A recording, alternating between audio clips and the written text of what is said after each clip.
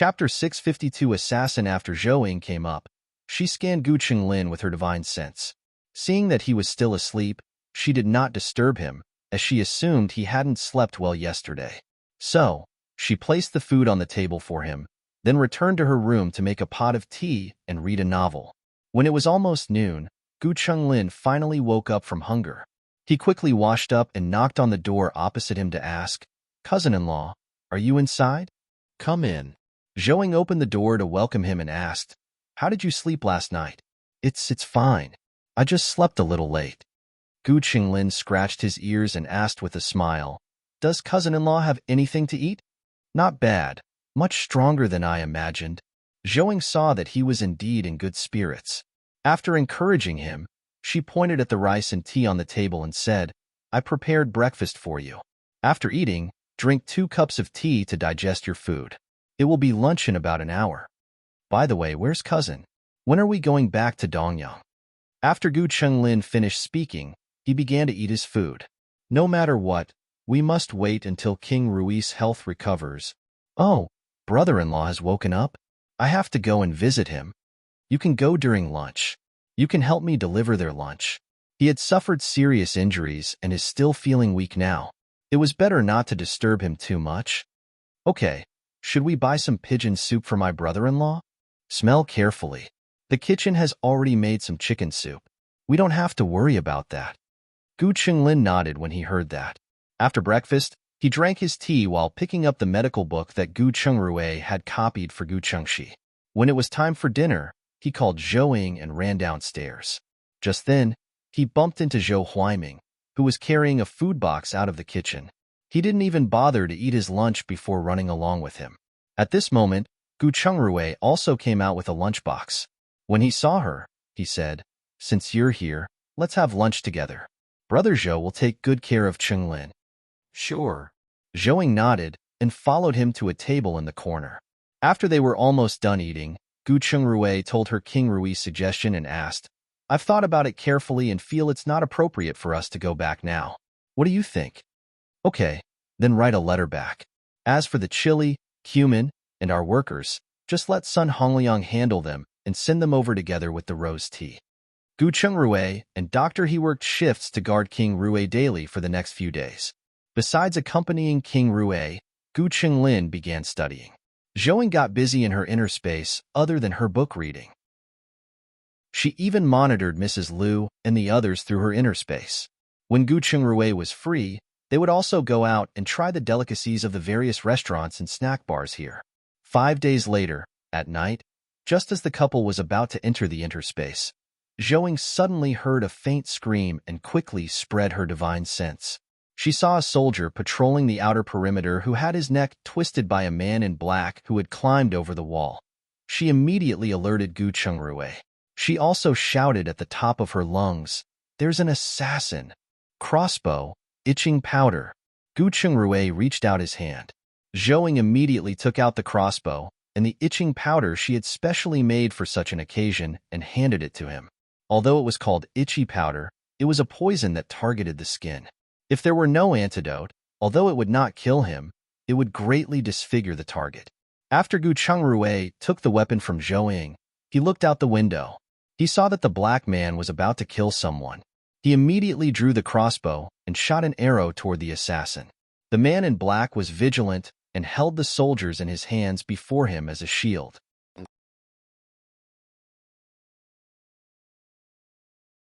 In addition, Zhou discovered through her divine sense that there were also people lying in ambush in the small courtyard behind the main house. They climbed in through the windows when the fight broke out in front. Fortunately, there were a few guards still inside the house. Although King Rui had not recovered, he could move freely, so he was in no danger for the time being. Zhou confirmed once again that there were no men in black in the building she was in, and then she got down from her chair. She turned around and saw Gu Qinglin holding a large knife and staring at the door. "Relax. The men in black have gone to the backyard. We're fine for now." After she finished speaking, she opened the door and went to the opposite side. She happened to bump into Gu Chengrui coming out. When he saw her, he asked, "Are all the men in black gathered in the backyard?" "Yes. Should we go over and save them?" "Yes. but we're not going downstairs. Give me all the knockout powder and itching powder. Gu Chengrui said. Zhou nodded. She returned to the house and came back with a small bag. Seeing this, Gu Chengrui took the slingshot and powder from her hands and walked to the room in the middle of the second floor. Chapter 654 Counterattack 2. Zhou was worried about Gu Chenglin. So, she entered the room and brought Gu Chenglin, who was already sitting on the ground, along with her. At this moment, Gu Chengrui stood before a window and shouted, "Retreat and defend. Split up as soon as possible." Zhou Huiming heard his shout and paused momentarily before ordering his soldiers, "Listen up, fight while retreating. Pull away as soon as possible." The other party wasn't stupid. They knew immediately that without mixing with the enemy, something bad might befall them. Therefore, they closed the distance and stuck closely together. When Gu Chengrui saw this, he did not get angry. He did not mean to force them to separate. Instead, he wanted his people to retreat to the opposite side of him as far as possible. Then, he marked a few of the stronger assassins and started shooting them with his crossbow. After 5 assassins died in a row, the assassin's leader was so angry that his lungs were about to explode. He immediately shouted, "Send 5 people to kill him." 5 people immediately left the team and ran toward the small building as soon as they heard his orders. Perhaps because they were afraid of being ambushed, the few of them ran separately and entered the building before gathering together. Gu Chengrui turned to Zhou and said, "I'll leave it to you." Zhou nodded and went forward to grab her knife. She also held 2 bags of knockout powder and 2 bags of itching powder and went out. When Gu Chenglin saw this, he took 2 deep breaths and chased after her. "Cousin-in-law, I'll go with you." "Good kid. Let's go together." Zhou patted his shoulder. However, she did not dare to let him fight head-on. Instead, she told him to hide behind the wall. If someone came up, he could launch a sneak attack. Gu Chenglin had just hidden when the 5 men in black rushed in. They did not take her to heart when they saw that there was only Zhou. They quickly rushed up. Gu Chenglin was so frightened that his eyes were tightly shut, but his hand tightly gripped the knife. Zhou smiled. After the men in black went up the stairs, she threw out the itching powder. She also quickly tore the paper bag with her spiritual sense and scattered it among the 5 people as much as possible. The 5 of them stopped in their tracks, but it was already impossible for them to retreat. They braced themselves and charged forward. But after a moment, the 5 of them were so itchy that they couldn't even hold their knives steadily. However, the first man had rushed up. No matter what, he had to kill the couple. "Chenglin!" Zhou shouted. Gu Chenglin subconsciously slashed his knife. That assassin was shocked. He thought that he had been ambushed and immediately dodged. When Zhou saw this, she quickly moved forward, stabbed him in the heart, and kicked him down. 2 of the other 4 assassins fell, too. The itch was so piercing that they couldn't even move. The remaining 2 people were shocked and trembled, as it was too itchy. They looked at Zhou and did not know whether to retreat or advance. Seeing this, Zhou smiled and rushed into the room quickly. She pulled out the wash basin and shelf to block the door. At the same time, the 2 men in black also took the opportunity to rush up. Gu Chenglin was about to step forward to stop them, but Zhou threw him to the side. She raised the wooden basin in her hand and smashed it down onto a head. The man subconsciously dodged. The assassin behind him immediately hid in the same direction as him. At this moment, Zhou once again dashed out and finally hit one of the men with her wooden basin. She stabbed the other with her knife, and the 2 men fell, screaming. Zhou heaved a sigh of relief and turned her head to ask, "Chenglin, are you all right?" "I'm fine." Gu Chenglin replied excitedly. "Very good.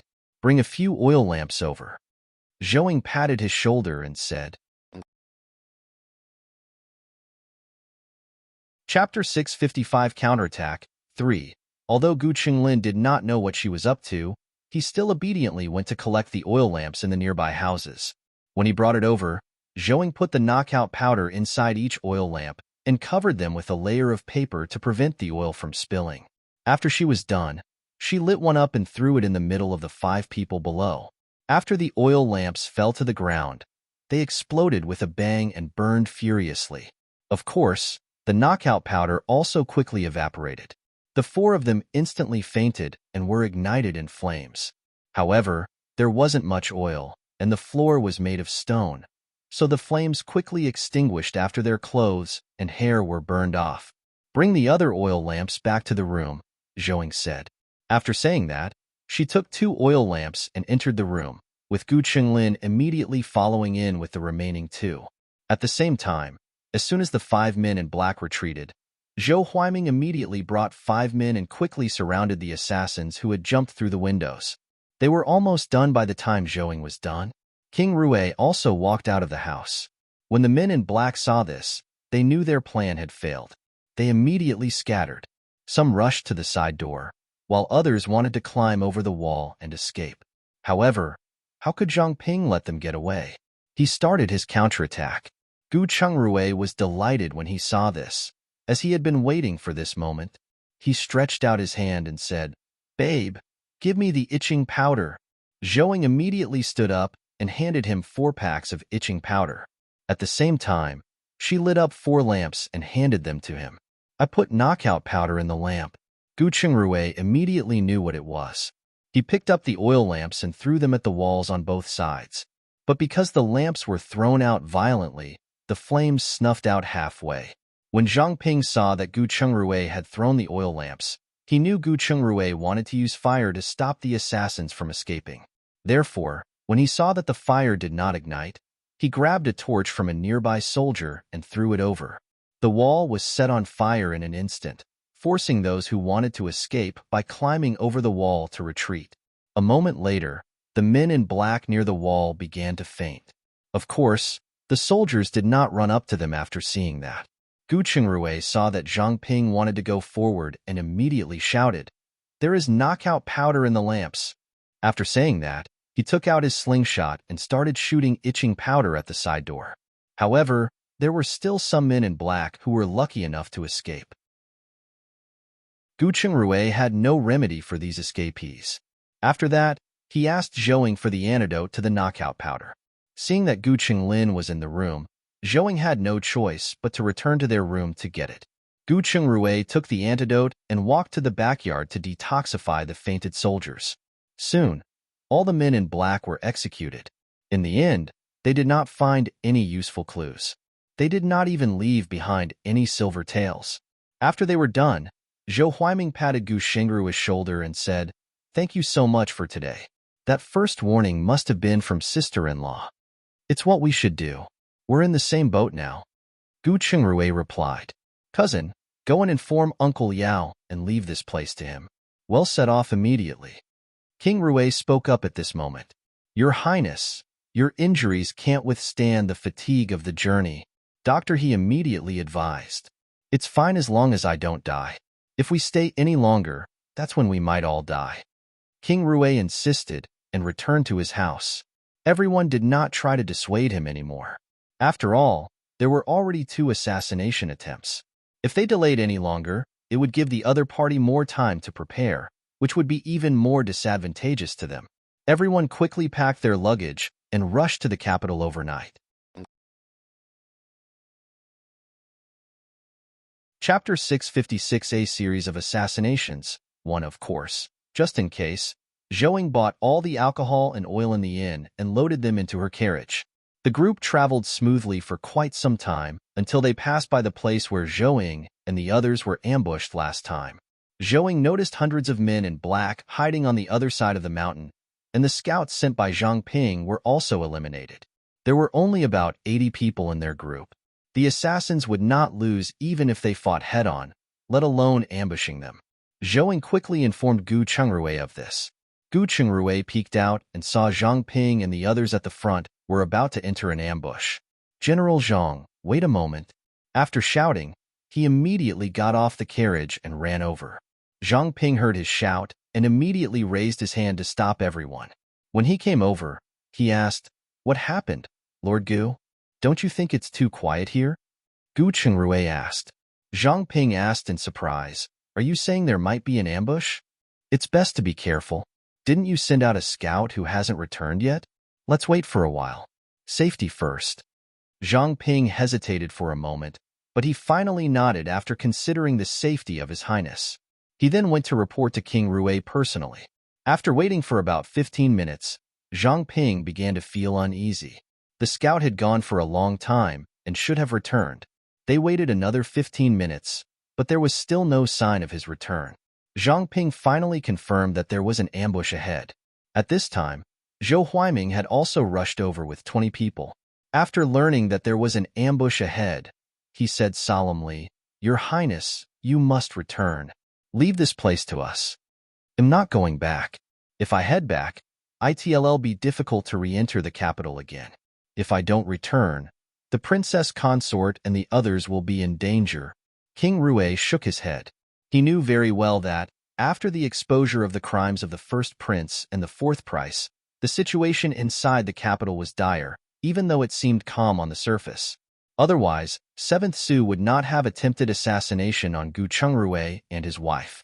He even tried wiping out the forces King Rui left in the capital, including the two consorts. If he couldn't return this time, the first and fourth princes would join forces to kill him. Even if he could survive, he would suffer heavy losses. This was not what he wanted to see. "If you trust me, pick a few people with strong arms. I have my ways." Gu Qingrui spoke up. "What is it?" Zhang Ping quickly turned his head and asked. "You should still remember the oil lamp we threw back then, right? When we left the inn, my wife bought all the alcohol and oil there. But how do we lure them out? Gather all the horses and run over quickly. It's feasible. Let's do it." King Rui nodded in agreement. "That's right. When they hear the sound of thundering hooves, they will act.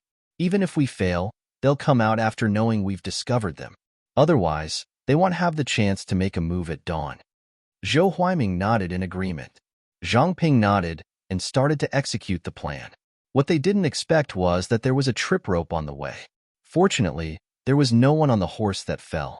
At the same time, when everyone stopped to check the horse that fell, Zhouing used her spiritual senses to strangle 2 assassins on sentry duty at the top of the mountain. Therefore, when the horses continued their march, the assassins did not receive a heads-up from the sentries and immediately ran out to intercept the horses.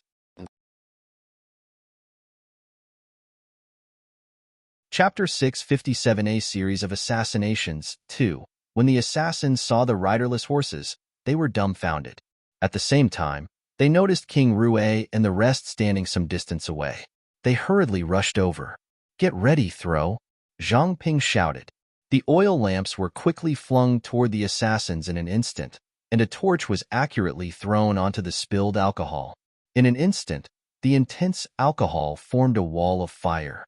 Also, the assassins couldn't differentiate the knockout powder from the smell of alcohol fumes. But soon, a portion of the men in black began to feel dizzy. Gu Chungrui sent over another 10 jars and said, "Throw them a little closer." Zhang Ping nodded.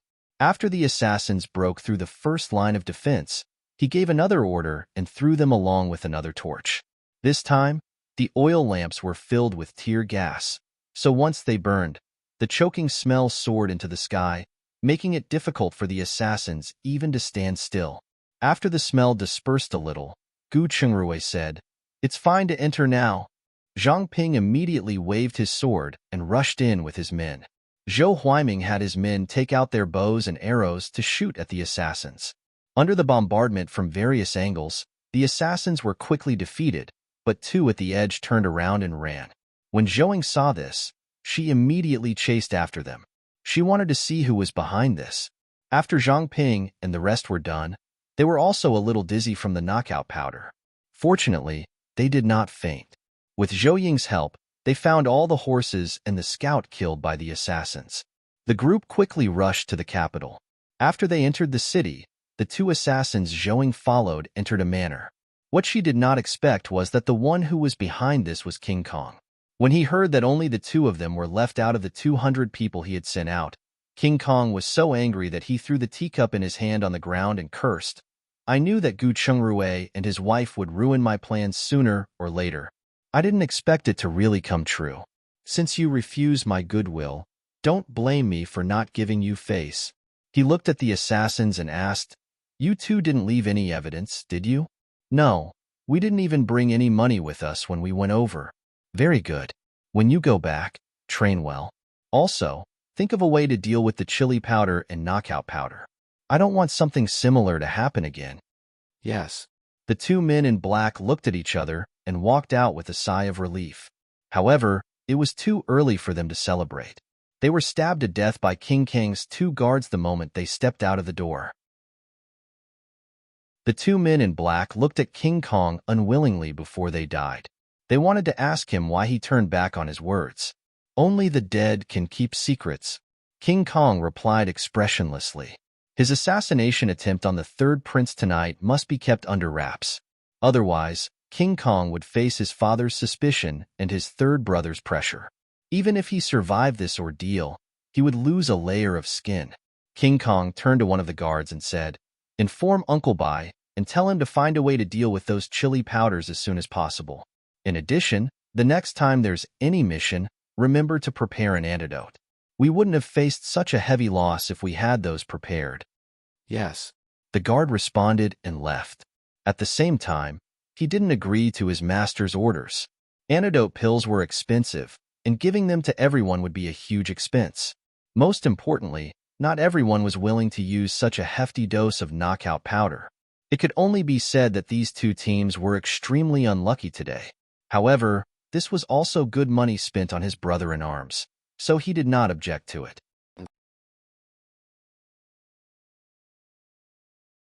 Chapter 658, The Gu family's property. After they left, Zhou glanced at the manor. Although the manor looked very ordinary, the fact that assassins lived in it proved that this place was definitely not simple.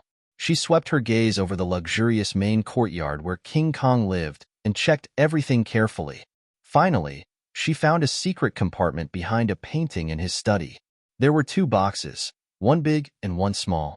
Inside the small box was a stack of silver notes worth 1,000 taels of silver. Inside the big box was a stack of letters. Seeing that King Kong was asleep, Zhou immediately put them into her inner space. After returning to the residence, the couple left some instructions and returned to their room. After entering her interspace, Zhou took out the two boxes. After confirming the special mark on the banknotes, she put them aside. Then, she and Gu Qingrui read the letters in the big box in order. It was mainly information collected from various sources, each on just a piece of paper. There are King Kang's men in Dongyang's military camp. No wonder he's so familiar with King Rui's whereabouts. However, King Rui and the others should have noticed it by now. After Gu Qingrui finished speaking, he handed her a piece of paper. Zhou glanced at it. Sure enough, it was the news of King Rui returning to the capital with serious injuries. The two of them flipped through a few more letters and were surprised that there was information related to them. Moreover, it was so comprehensive that it covered everything besides Zhou Ying's inner space. The last piece of information they got was also the most useful. It was related to the investigation of the Marquis of Dingan's assets. Moreover, the information showed that after the Gu family was raided, King Hui and the others did not hand everything over to the National Treasury. Instead, they hid what they took in a house north of the city. After Zhou finished reading, she looked at Gu Qingrui and asked, "Since those things can't be exposed, should we take them all back?" "Sure. Even if they know that they lost it, they probably won't dare to reveal that since it could trace back to King Kong." "Let's do it." Zhou decided and quickly returned the two boxes to their original places. Following the address on the letter, she found the house north of the city. It was a relatively dilapidated house. A family of 8 lived inside, with 3 generations of grandparents and grandchildren. It seems like the Marquis of Dingan's methods of hiding things were really shockingly similar to those of his concubine. She searched the entire residence and found the stuff in the side courtyard. However, what she did not expect was that the entire courtyard below was hollowed out. 4 entrances led in 4 directions, each leading to the 4 basements. It seemed that they were really cautious. If she didn't have her divine senses, she could only discover 2 of the 4 basements at most. After that, she quickly took everything from the 4 secret chambers. As for the family of 8 in the main courtyard, she honestly did not feel guilty about robbing them. The fact that they could live here meant that they were the Marquis of Dingan's trusted aides. They must have been involved in many sinful deeds, as they would not have been able to gain the Marquis of Dingan's trust otherwise. When she put everything into her inner space, she was shocked to see that there were more than 200 boxes of things. Half of them were antique paintings, the other half was filled with jewelry, and about 50 boxes were filled with gold bars. She was too lazy to count them all. In short, she struck gold. It seems that the Marquis of Dingan has been embezzling quite a bit over the years, Gu Chungrui commented while holding a silver-inlaid jade hairpin that was obviously not of the Ming Dynasty style. Is this something from the West? Yes, our country likes to use gold-inlaid jade, but the West continent prefers silver-inlaid jade. Moreover, the jewelry they make there is more complicated. What a rare jade this is. I just wonder which of these once belonged to the Gu family.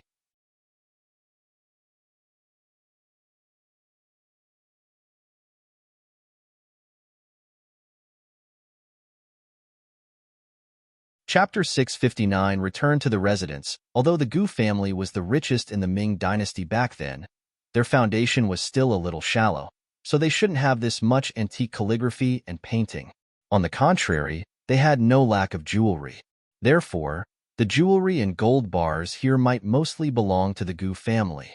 After returning to the residence, Zhou Huaiming saw that King Rui's face was frighteningly pale. He immediately had someone carry King Rui into his own study in the front courtyard. While he immediately examined King Rui's wound.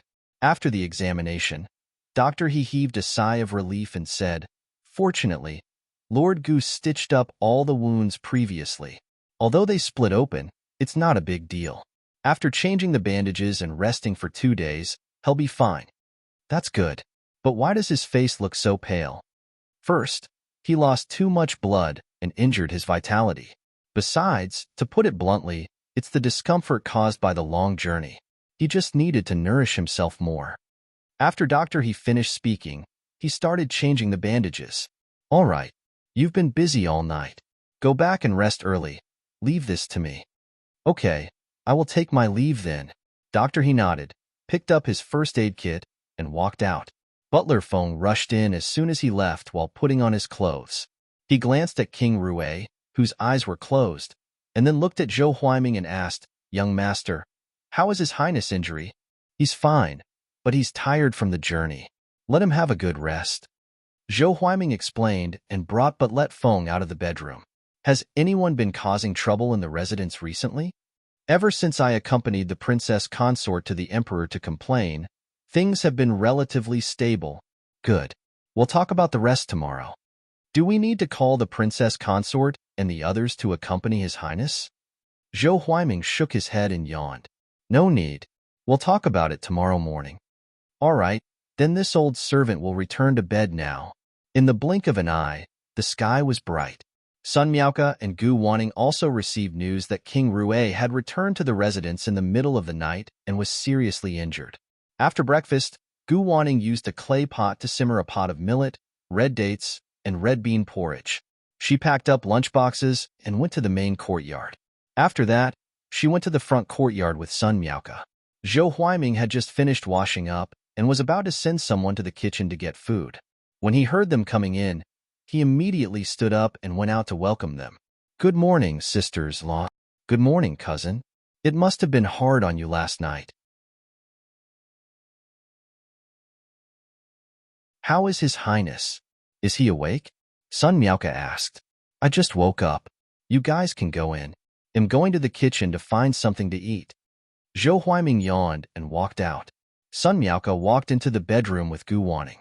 Just as King Rui was about to get up, Gu Wanning immediately placed the lunchboxes on the bedside table and helped him up. "Your Highness, are you getting off the bed or?" "I've been lying down for too long. I would like to sit up." Gu Wanning immediately placed the pillow and blanket behind him and asked, "Your Highness, is it suitable?"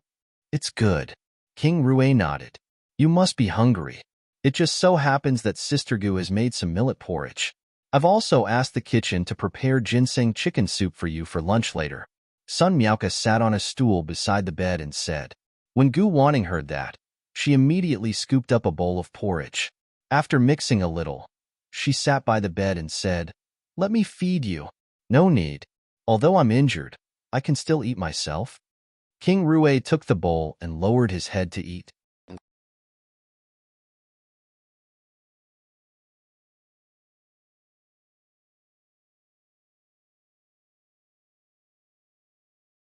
Chapter 660 Harmonious at the same time. He looked at the two women from the corner of his eye.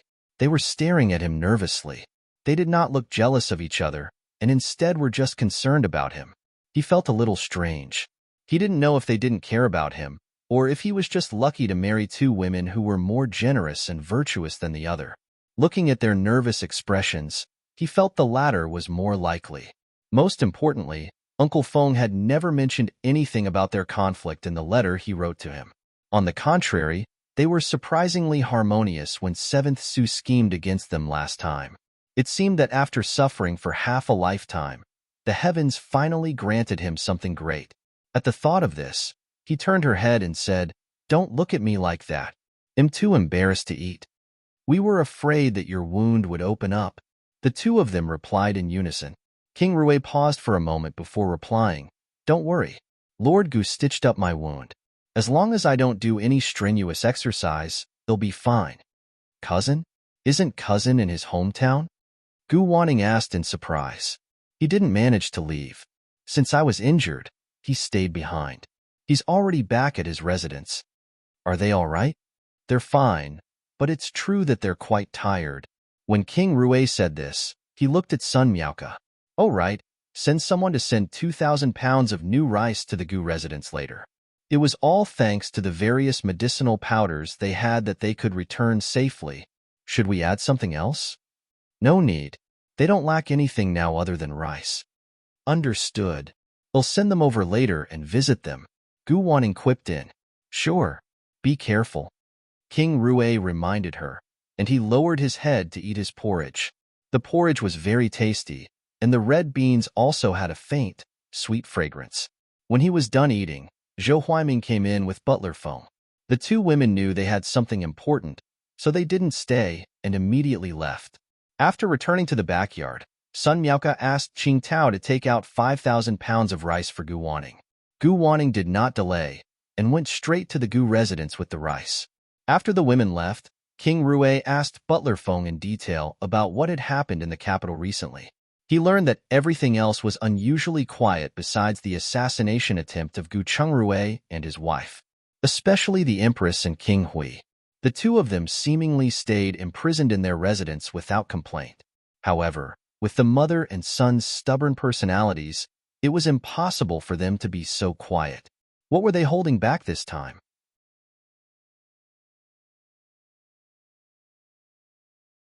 "Cousin, Uncle Feng, who do you think is behind this assassination?" "It's hard to say." After the sterilization incident, the Emperor's attitude toward King Kong became much more relaxed. This also indirectly showed that the Emperor intended to give up on him. As for King Hui, it's certain that he's not the Emperor's choice too. Therefore, both of them could have made a move on you. Butler Feng replied. "Uncle Feng, now that you mention it, I think it's more likely King Kong is behind this. At this time, King Hui is at rock bottom. He has to do something to steer the ship around, or else he will not act. Therefore, I think that the possibility of King Kong being behind this assassination attempt is high. I heard that after the seventh prince got married, he went to the Ministry of Revenue. How is he doing?" King Rue suddenly asked. "The seventh prince?" Uncle Feng looked at him in surprise and asked, "Are you saying that the seventh prince is also possible?" "Don't look down on him. Although his in-laws aren't politically strong, his connections are not shallow. He has gathered a large number of followers the same age as him."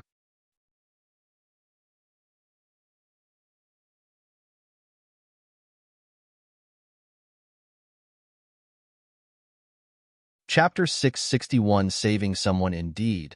The seventh prince has always been working hard, and his humble and polite image has also been deeply rooted in the people's hearts. Zhou Huiming echoed. If it weren't for his subordinates' report that the seventh prince had gone to the tea house with those officials' young masters too many times recently, he wouldn't have discovered the seventh prince's ambition. Moreover, he had the Yin family as his backer, so it was not as if he did not have a chance of winning. This subordinate has failed in his duty. I really did not pay attention to the seventh prince. Butler Feng quickly bowed and said, It's fine. Pay more attention to him in the future and be on guard against him. I understand. At night, Zhou Ying, who was busy harvesting wheat in her interspace, suddenly felt her heart skip a beat. After confirming that the protective talisman she had placed was broken, she immediately checked the patriarch's house through the Mother God temple. After confirming that they were fine, she quickly found Ma Gu. As expected, Ma Gu had already been tied up by the coachman, who was looking at the stone in his hand with a dumbfounded expression. He couldn't understand why the stone didn't kill Ma Gu. Instead, the stone was cracked. Ma Gu was obviously frightened as well, but she was not in the mood to care about this. Instead, she looked at the coachman and asked, Wang Matzi, what happened to you? I've been taking care of you all these years. Even if you want my life, you have to let me know what's going on. Don't. I'm not worthy of your care. As for the reason, you haven't forgotten about the fire 5 nights ago, right? You were probably out to no good today, right? I don't understand what you're talking about. Your house burning down has nothing to do with me. Ma Gu shook her head. Stop acting dumb. I saw your face that night. It was you who walked to my bed, knocked over the oil lamp, and set my house on fire. If I didn't have a trace of consciousness and crawled out of the back window in a daze, I would have died in the sea of fire. When Ma Gu heard that her nephew was not mentioned, she no longer argued with him. Since her nephew was gone, she had nothing to worry about, so whether she died or not didn't make any difference. It really is you. As the coachman said this, his eyes sharpened. He raised the stone in his hand again and smashed it at her head with all his might. Seeing this, Ma Gu closed her eyes.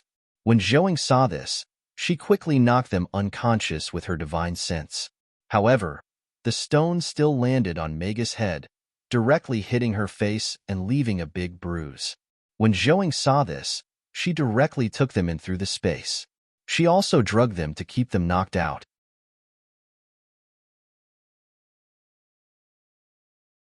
After he was done with his work, Gu Chungrui saw the 2 people lying on the ground. He looked for Zhou Ying and asked, Babe, who are those 2 people? That woman is Ma Gu, an assassin working for the Liu family. As for the man, he was the one who was almost burned to death. He was the coachman who sent us to the dock. Oh, it's them. What are you going to do? I want to lock them up for the time being and interrogate Ma Gu to see if I can take down the Liu family in one fell swoop. But where are we going to interrogate him? Gu Chungrui could not think of a suitable place after hearing that. After all, there were too many people at their residence. It was definitely not an appropriate place. Also, he could not trouble King Rui with everything. He hesitated for a moment and suggested, Why don't we throw them into the inner space for now? We'll find a deserted place to interrogate them tomorrow. I guess that's the only way, Zhou Ying responded, and the couple tied them up tightly. Furthermore, Gu Chungrui feared they would wake up halfway, so he drugged them again. After the couple were done with their work, they quickly left the inner space.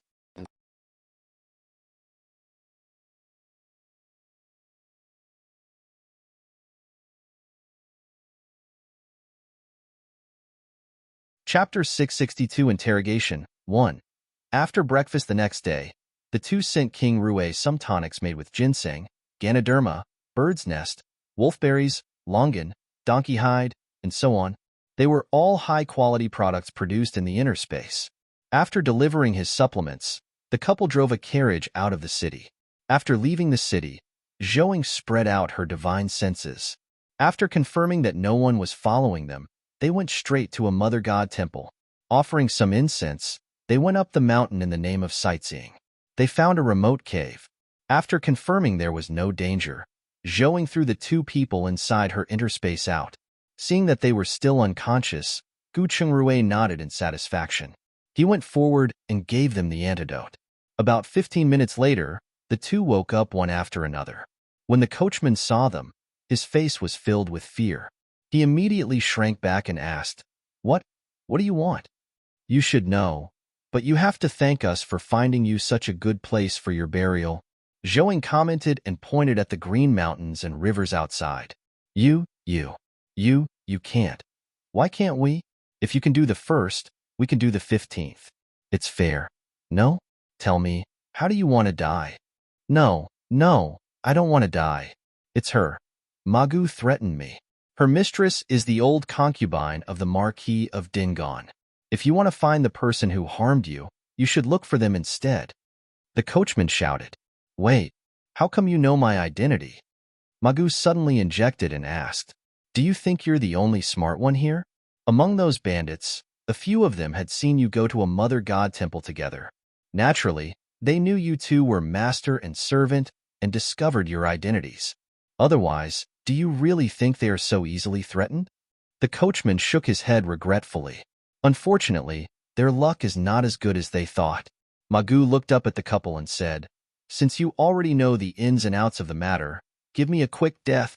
I know you're not afraid of death, but your nephew should be.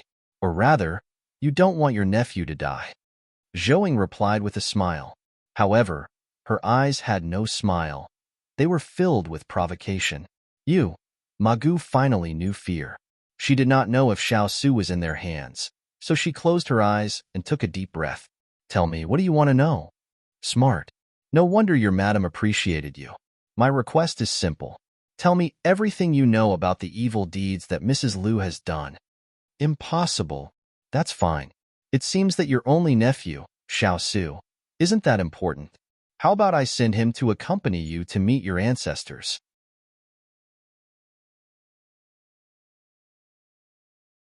Magu struggled violently a few times, but she couldn't stand up.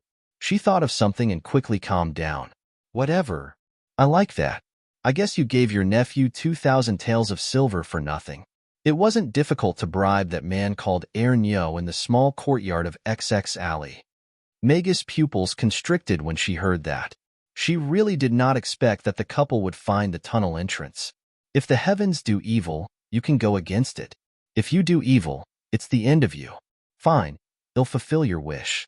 Someone like you, whose hands are stained with blood, doesn't have the chance to turn over a new leaf anyway. Remember to be more picky when you reincarnate in your next life. Don't be a cow or a horse, as it will be tiring. Zhouing took out 2 silver notes from her sleeve and waved them before Mega's eyes. Magu was utterly dumbfounded when she saw the familiar handwriting on the banknote. She didn't think that Xiao Su would really fall into their hands.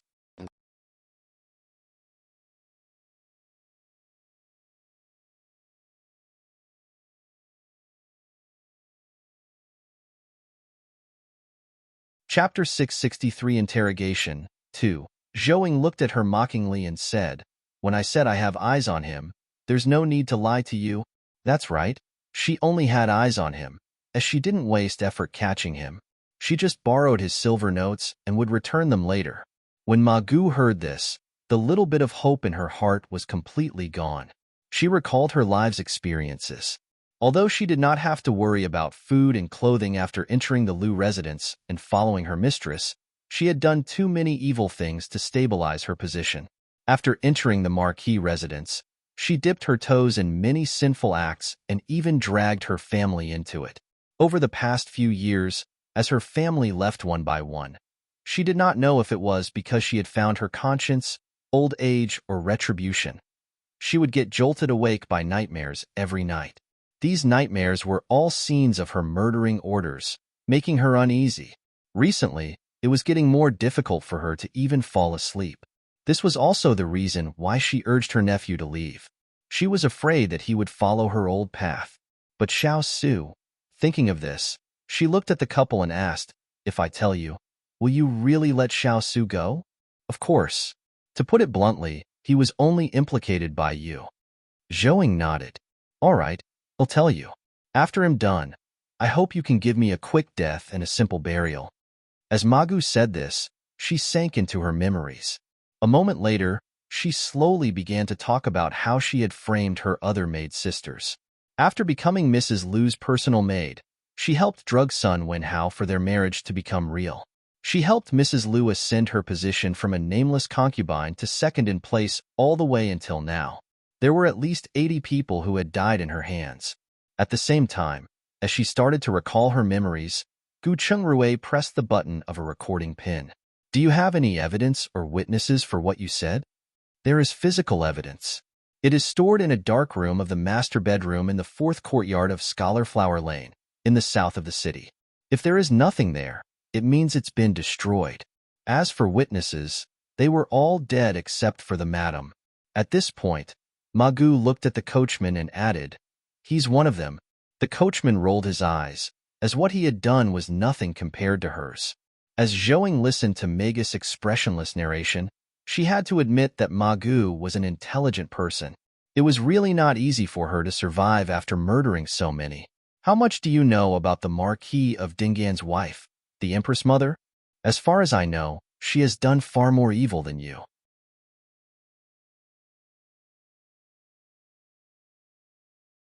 "Indeed, their hands are stained with more blood than mine. In the beginning, it was because the Marquis was too much of a playboy. For the sake of her children, she killed many of the Marquis women and children. Later on, it was for the Empress, and now, it was for the sake of pushing King Hui to the throne. Every step they took was over countless human lives.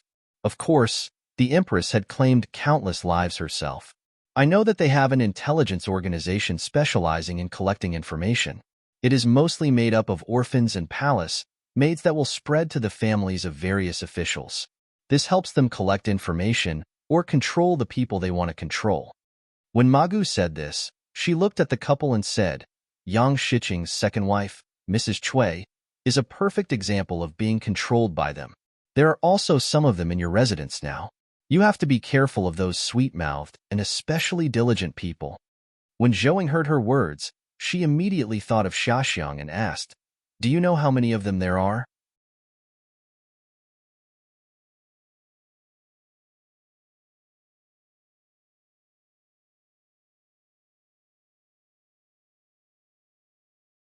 Chapter 664 Interrogation 3. I don't know the exact number and only know that they are divided into 6 groups. The capital has 2 groups, and the rest are all in other places. The old madam was the chief helmsman who issued their orders. Zhouing and Gu Chengrue were a little scared after hearing this. This organization was much larger than they had imagined. "Can you tell me what the old madam has done to those government officials?" Zhouing asked again. The old marquis had a younger cousin who grew up together.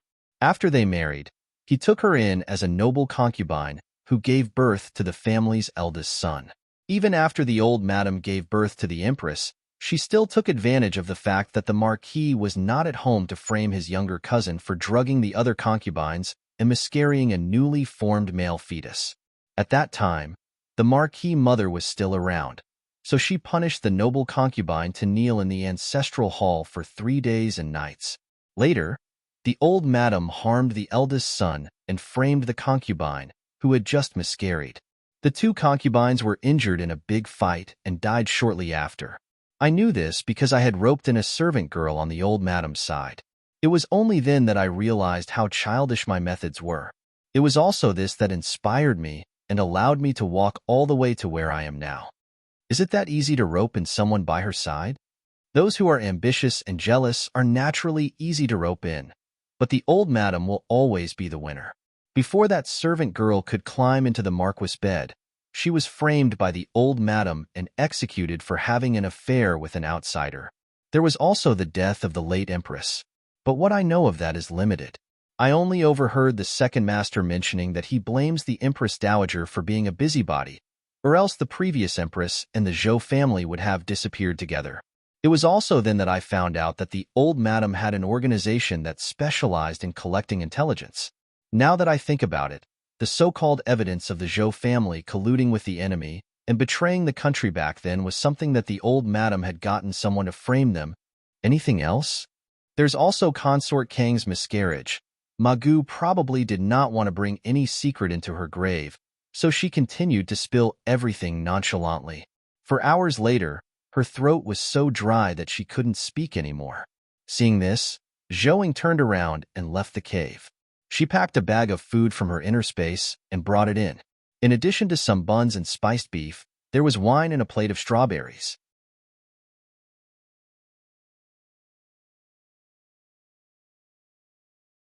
She handed it to Magoo and said, "For the sake of your sincerity, have your last meal." "Thank you." Magoo nodded. She grabbed a strawberry and started eating. As for whether it was poisoned or not, she didn't care. After all, it was her last meal. Gu Chengrue kicked the coachman and asked, "Is there anything else you want to say?" I am different from her. Besides helping her drive you guys in a carriage, I have only helped her transport goods out of the city a few times over the past 2 years. What goods? I only know that the last 2 times were corpses. At the beginning, I was too focused on the great reward to notice what the goods were. All of his goods are corpses. They are people who died because they did not complete their assigned tasks in the residence, including my younger brother. Gu Chengrue looked at the coachman and commented, "You should eat and drink with her." The coachman was stunned for a moment and quickly shook his head. He didn't want to have a last meal. Gu Chengrue did not try to persuade him further when he saw his rejection. After Ma Gu had eaten and drunk her fill, Zhouing took out 2 pieces of potassium cyanide and handed them to the 2 of them. The coachman looked at the white pill and refused to eat it, no matter what. Gu Chengrue went forward and pinched his cheeks to feed them. He downed it with a glass of wine. An undertaker who would accept any job with money would be a disaster anyway. The main issue was that he knew too much.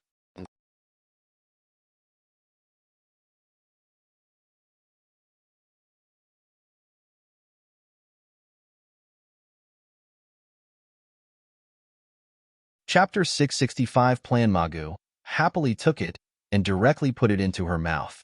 She looked at Zhouing and said, "Remember to bury me and let Xiao Su go." He didn't kill anyone.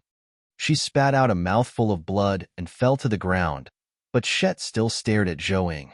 "Don't worry, we won't make things difficult for him." Zhouing nodded. Ma Gu smiled when she saw this and stopped breathing. At the same time, the coachman also breathed his last. After that, the couple cleaned up the scene and wrapped the 2 corpses in a mat. They found a sunny place and buried them separately.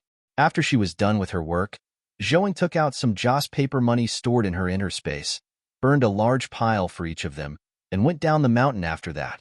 When they returned to the capital, the sky had already darkened, and there were no longer many people on the streets. The 2 went straight to the south of the city and first took a look at the 2 shops they had bought. They didn't expect a small restaurant to open on this street, too, and the business was good. Out of curiosity, the 2 of them went in for a meal. They were surprised that there were only rice and stir-fried dishes. There were no real restaurant-level dishes at all. The couple made do with a meal and finally drove the carriage to their shop to prepare some water and fodder for the horses. The 2 of them quietly found number 4 of Scholarflower Lane and opened the door with the key they took from Ma Gu. They went straight to the master bedroom, and Zhouing used her divine senses to search the room. Finally, she found a button on the inner side of the bed and pressed it. Soon, a small, dark room appeared under the bed. The 2 did not move the bed. Instead, Zhouing directly kept it in her interspace.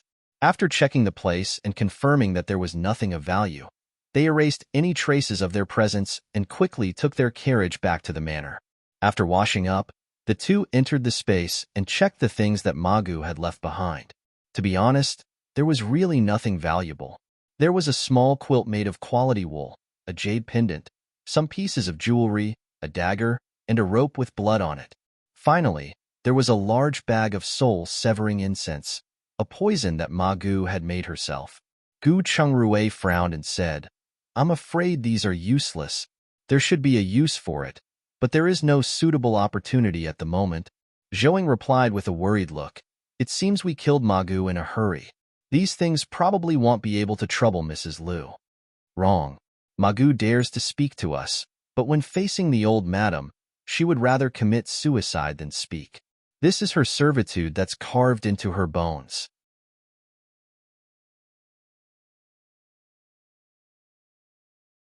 Otherwise, she wouldn't have to obey orders to commit murder, even though she hated it.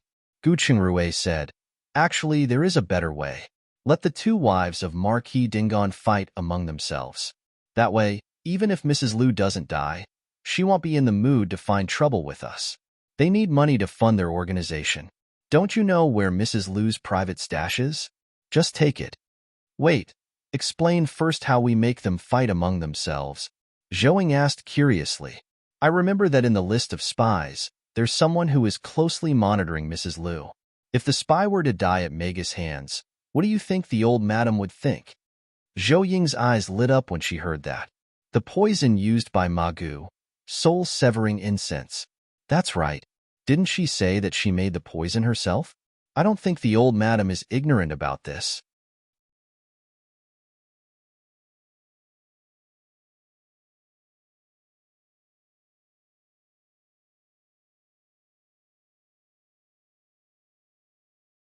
Chapter 666 Strike. After all, Ma Gu is nowhere to be found now, Zhou Ying said with a smile. Not bad. Let's give it a try, Gu Chengrue said. Zhou Ying nodded and then found the servant girl's information. She didn't expect that she was one of Mrs. Liu's personal servant girls who was usually responsible for serving tea and helping to manage the household accounts. She shook her head and said, I don't know if Mrs. Liu is that blind or if this spy is too successful. Perhaps that spy was too successful. Ma Gu never mentioned it, so it seems that they don't know. That's true. Looking at her age, she should have been by Mrs. Liu's side for quite some time. Presumably, this was one of the hidden reasons why Mrs. Liu was able to rise to the top. After Zhou Ying finished speaking, she turned around and got busy. Once they were done with their work and everyone was almost asleep, Zhou Ying took the soul-severing incense and gave it to the spy. She even deliberately left some incense that had yet to be burned out. She later threw the corpse of the spy into a dry well in a side courtyard where Ma Gu often stored her victims. In the end, she took all of Mrs. Liu's private stash of treasure into her space. She also returned Xiaozu's 2,000 taels of silver. After Gu Chengrue sent Gu Qinglin off the next morning, Zhou Ying called Zhou Dong over and said, Brother Zhou Dong, how's your learning at the tea house? Can you manage a small shop now? Yes, to put it bluntly, I've got to be sweet with my words, quick on my feet, and keep the accounts diligently. Although I can't manage a big restaurant, I can manage a small shop. Zhou Dong nodded. Good. Now that the wheat and rice from all over the country are coming in, you can start now if there's no problem. The shop over there needs to be repaired, too. Let's start in the new month since there are only a few days left in this month.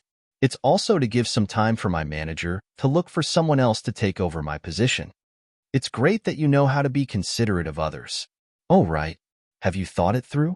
Are you sure you want to open a snack shop? Zhou Ying asked. Yes, we have the skills for this, and we don't need much manpower. The two of us can handle it. All right, it's fine as long as you've made up your mind. Thank you. We'll see you soon. Zhou Dong said goodbye, stood up, and left. Zhou Ying was relieved when she saw that he was much more efficient than before. After she left, she and Shi Zhu went to a restaurant. Niu Fugue, who was instructing someone on the renovation, saw her and immediately stopped what he was doing. Mistress, do you have any advice for me? I'm just here to check on the progress. Ah, then I'll continue with my work. Niu Fugue nodded and went back to work.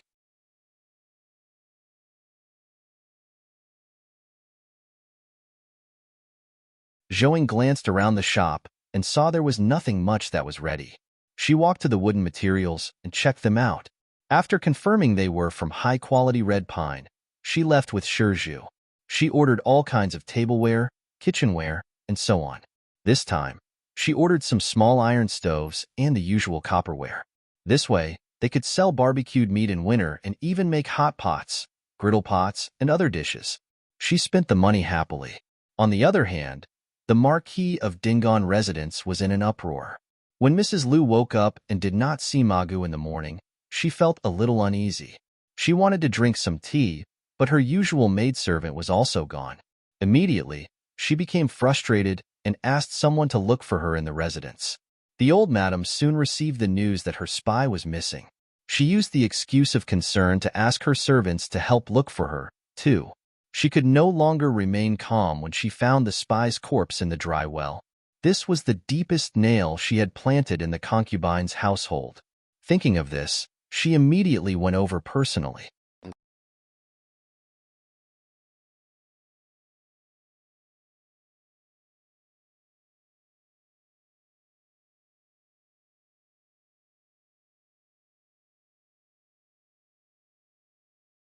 Chapter 667 A search. Even though she knew the spy was already dead, The old madam's heart still jolted when she saw the spy's bloody face.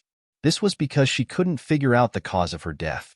Was it because she had discovered something and ended up getting her identity found? Was she silenced? Or did someone simply kill her? Sister, do you know what's going on? Why is there a dead person in the residence? Mrs. Liu shook her head. To be honest, she was still baffled by the incident. Her maidservant was still fine last night. Why was she gone in the blink of an eye? Moreover, it was in such a tragic way. Most importantly, this was where she and Magu had always hidden their victims. Since Magu also disappeared, was she the one who did it? Why? If it wasn't her, who could it be? Did she discover something? Mrs. Liu's head was about to explode, considering these questions. The old madam looked at Mrs. Liu's troubled face and could tell that she really didn't know. At this moment, the doctor who had finished examining the corpse looked up and said, "Madams, this maidservant died from the soul-severing incense." Soul-severing incense? Let's go to her residence and take a look. The old madam immediately thought of Magu and led her people to the spy's residence. When Mrs. Liu heard this, she also thought of Magu and immediately followed. After entering, she quickly found the soul-severing incense that hadn't been burned out. Mrs. Liu's heart skipped a beat because she was too familiar with this thing. At the same time, the old madam's heart paused. She more or less knew what was going on, but she still pretended to be stupid and asked, "Sister, what's going on? How could such a sinister thing appear in the residence?" "I am not sure either." "Then investigate. Such a dangerous person must not stay in the residence." After the old madam ordered this, she instructed her personal nanny to bring people to start investigating. Magu was usually very cautious, so she did not find the soul-severing incense in her residence. However, Maga's disappearance was exposed. The old madam looked at Mrs. Liu and asked, "Magu is an old woman by your side. Other than here, does she have any other residence outside?" I do know of a place. It's the place where her maternal family originally lived. It's in North City's XX Lane XX. Mrs. Liu hesitated for a moment before replying. This place was easily found, so she couldn't hide it even if she wanted to. However, she kept the hidden hideout in the city's south a secret. She was afraid that there was something incriminating there that the old madam would find out. When the old madam heard this, she waved at her subordinates. Her subordinate immediately made a trip, but he came back empty-handed.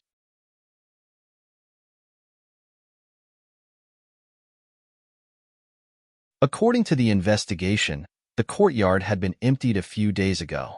After the old madam received the reply, she asked someone to investigate further. Mrs. Liu was a little scared. If the courtyard was empty, did Magu run away? Magu knew too much. Thinking of this, she felt a chill down her spine. She had to look for Magu as soon as possible. She hoped that she had been stumped by something instead of going entirely missing. Otherwise, she would be in big trouble. When the old madam saw this, she called the butler over and asked him to prepare a coffin for the maidservant. She returned to her own courtyard. After a moment of silence, the old madam called over a servant girl and whispered a few words into her ear. The servant girl nodded and quickly retreated. When Mrs. Liu returned to her room, she still had a glimmer of hope in her heart, so she did not act immediately. Instead, she waited until night fell. After confirming that there were still no signs of Magu, she finally could not sit still anymore. After everyone had gone to sleep, Mrs. Liu entered the secret passage that Magu often took. When she came out, she saw a man waiting in the courtyard. She went up and asked, "Lu Xing, is there any news about Magu?"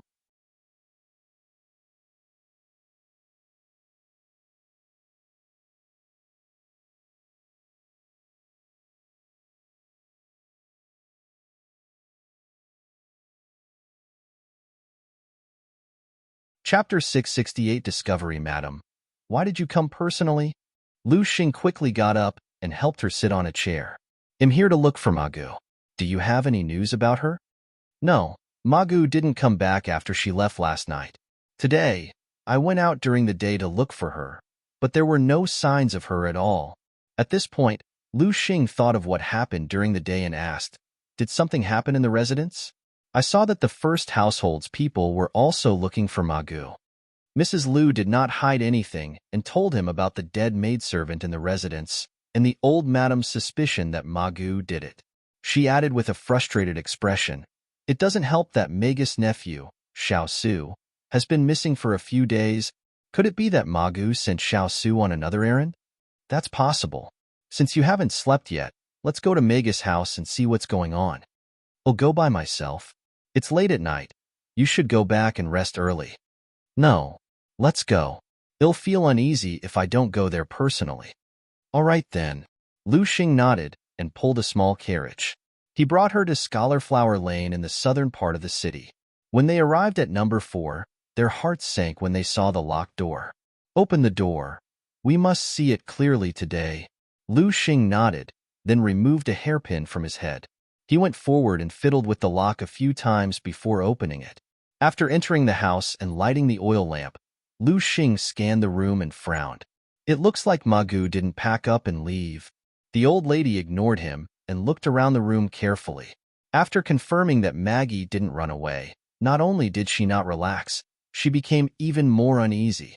After all, she had just asked Magu to tamper with the wood of Gu Shengru's restaurant. She feared Magu was caught, as she would be in trouble if she confessed something. "Madam, we should leave. We cannot let the people in the residence discover anything unusual." Lu Xing urged her at this moment. "Okay, let's go." Mrs. Liu nodded, turned around, and walked out. When she was about to leave, she suddenly thought of the secret room Magu had mentioned and immediately returned. She fumbled around the bed and quickly found the mechanism. Then, the two of them moved the bed to the side. When she saw the empty secret room, Mrs. Liu's eyes went black, and she almost fainted. Seeing this, Lu Xing also knew the implications. The problem was, he wasn't sure if this meant Magu had confessed or if she had escaped with the things. Then, he helped Mrs. Liu sit on the bed and said, "Madam, you have to hold on. Quick, take me back to the other side of the secret room." Mrs. Liu urged him, immediately stood up, and walked out.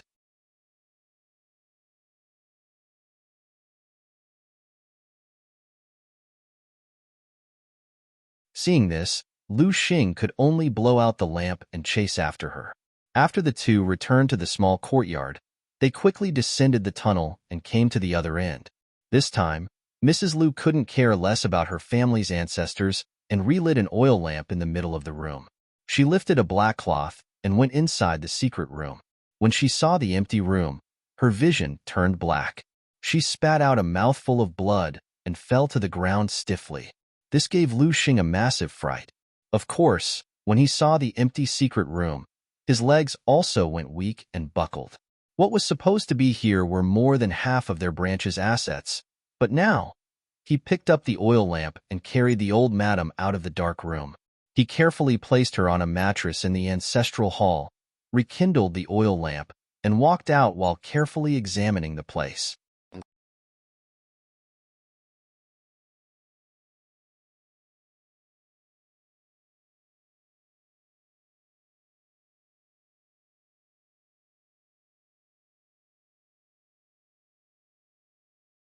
Chapter 669. Falling sick. Unfortunately, he found no trace of it even after searching everything.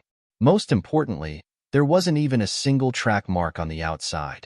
There were so many gold and silver in there. They would have to leave a mark of some sort when the thieves took them all away. But there was nothing.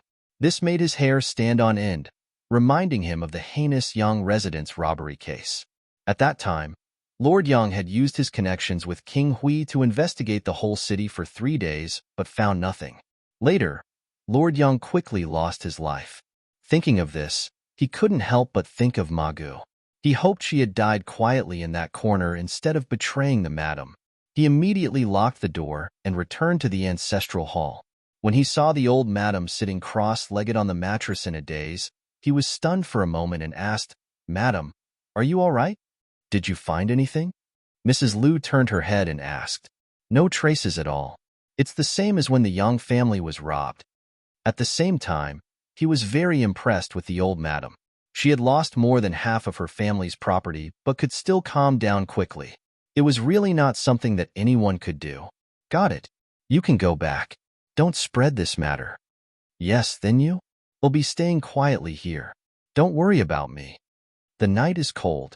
Please don't stay too long. Lu Xing responded and turned to leave. Mrs. Lu sat quietly for nearly 4 hours. When the sky was about to brighten, she slowly rose and returned to her bedroom. The next day, the servants found out the old madam was still asleep and had a high fever. The doctor finished his diagnosis and confirmed that it was a high fever caused by a cold. The servant girl sent by the old madam to monitor Mrs. Lu immediately reported this back. When the old madam heard this, she was very surprised. Although the weather was hot now, maids were on duty at night. How could an esteemed elderly like her catch a cold and even a fever? She probably had something on her mind. Are you sure she didn't go out last night? No. Me and my 2 sisters took turns to watch her and did not see her going out. Go and continue your watch. If there's anything wrong, you must report it in time. On the other end, Zhou finally heaved a sigh of relief after confirming that her plan had worked. Then, she went to the manor with Gu Chengruei. As soon as she exited the carriage, Zhuang, lying listlessly in the yard, immediately stood up and rushed out. When he saw Zhou, he barked sadly and wagged his tail around her. Zhou rubbed its head and said, "It's been hard on you, Zhuang. It's only been a few days, and you've already lost so much weight."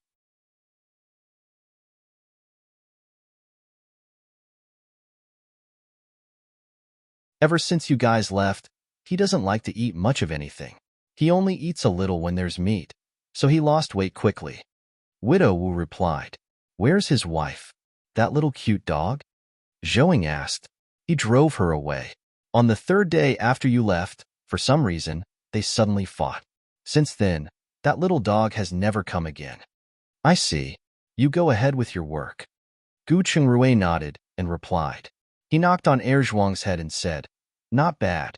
You didn't grow up to be a wolf. You know that your master is more important than your wife." What are you talking about? Zhou rolled her eyes at him. I'm sure that's the case. I guess he must think that we don't want him anymore because he has a companion.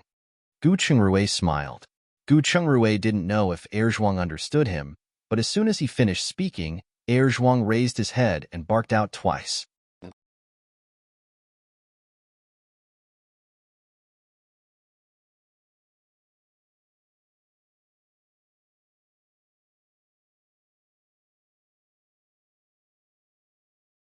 Chapter 670 Test 1. Gu Chengruei was very happy to see this. You scumbag! Zhou kicked Zhuang in a huff.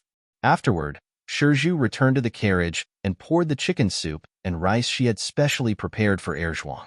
When Zhuang smelled the chicken soup, he immediately rushed over and wagged his tail as he wolfed it down. Just as they were about to enter the courtyard, Head Fang's son ran over and greeted them. "Master, mistress, it's really you. I thought they were talking nonsense. Didn't you go back to your hometown?" "We didn't manage to.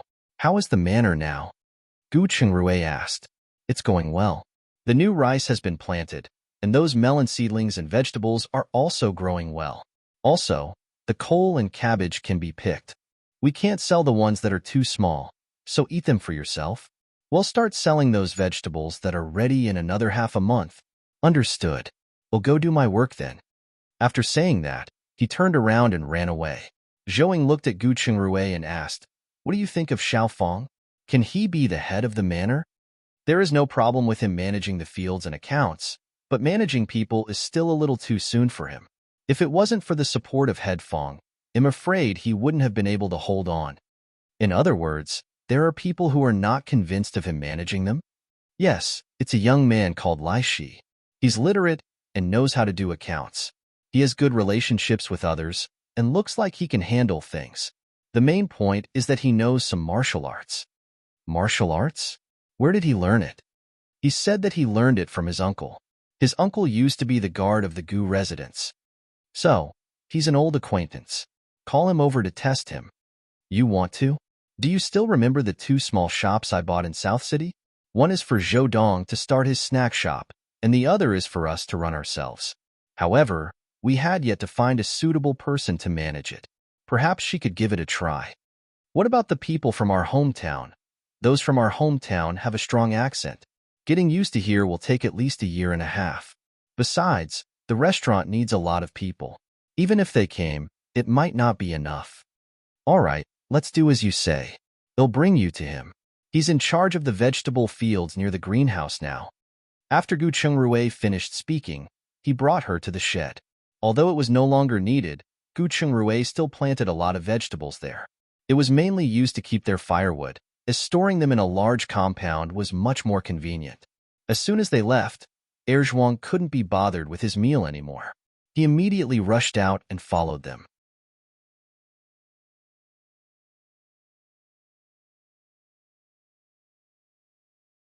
The two of them smiled and ignored him.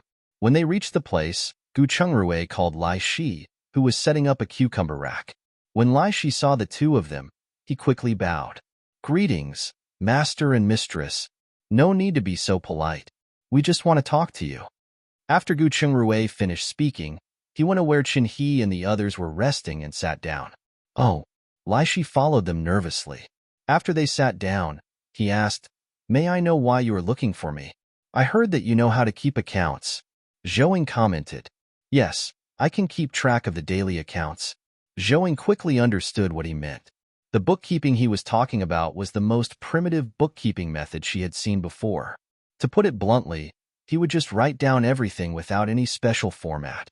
"Do you have a ready-made account book? Let me see it." "Please wait a moment. I have to go home to get it." After saying that, Lai Shi turned around and ran away. He returned a while later with a booklet covered with sweat. "Mistress, please take a look. This is my family's account book."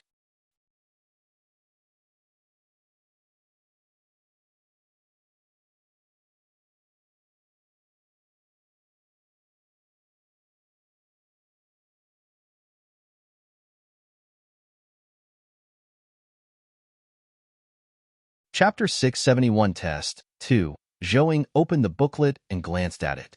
It was indeed the most primitive method of bookkeeping. Fortunately, income and expenditure were separated. Moreover, there were daily, monthly, and annual settlements. Overall, it was quite good. Then, she found the most densely packed page and carefully checked the words on it. After making sure there were no mistakes, she asked, "Have you been to school?" "No, but my mother can read, so I learned a little from her. When I was practicing martial arts with my uncle, I learned from the accountant in the residence. That was how I also learned how to keep accounts." "I've heard about what happened at the manor." Zhouing nodded. "However, since Xiaofeng has already started in his role, it's impossible to change now. But we don't want to see talent buried. I also have a small shop in South City that is about 100 square meters. I plan to start a food business. Do you think you are qualified if I let you manage it?" Lai Zai's face lit up when he heard that, but he quickly shook his head and said, "But I don't know how to cook." "You don't need to know that. You're just in charge of the management. When the time comes, they'll send you 1 or 2 chefs with 2 waiters." Managing a shop was even more difficult than managing a manor. Not only do you need to manage the shop well, but you also need to manage the outsider relationships, especially with the neighbors. Next to the shop is a big carriage shop with many merchants inside. You have to build a good relationship with them. After hearing this, Lai Shi suddenly felt uncertain. To be honest, he was able to manage the manor because he had been in contact with it since he was young, so he already understood the way things worked. However, he knew nothing about running a shop. He also knew that it was not easy to maintain a restaurant. He would encounter all kinds of customers and was afraid that he would be unable to handle them. Zhouing returned the account book to him, saying, "Go back and think about it. Give me an answer by noon tomorrow at the latest. But you must remember, regardless of whether you agree or not, you are not allowed to go against Xiaofeng in the future." "I understand. Thank you for your appreciation, mistress." Lai Shi nodded repeatedly. After saying that, he put away the account book and returned to work. This kid can't do it. He's a bit of a stickler for rules. If we really want him to manage the shop, I'm afraid we'll have to train him well. Gu Chungrui quipped. There are pros and cons. Although he lacks some drive, it's relatively safe to use such a person. Okay, do as you see fit. I'm only giving my opinions on this and won't participate in the management. Gu Chungrui nodded and went to look for Qian He.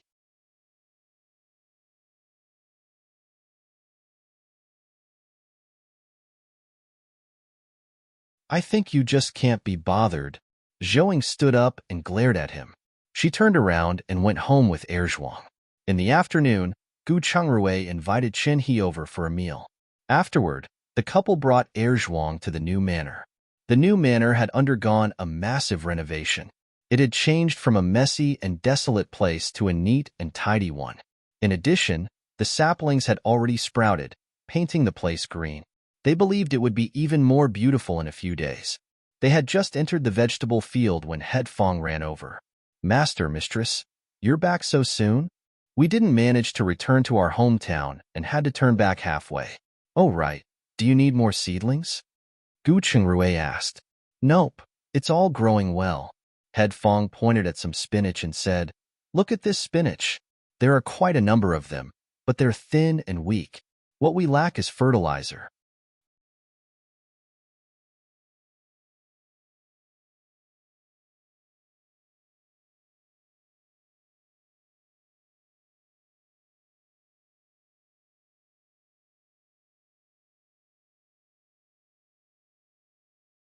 Chapter 672 Confirmation. It's normal.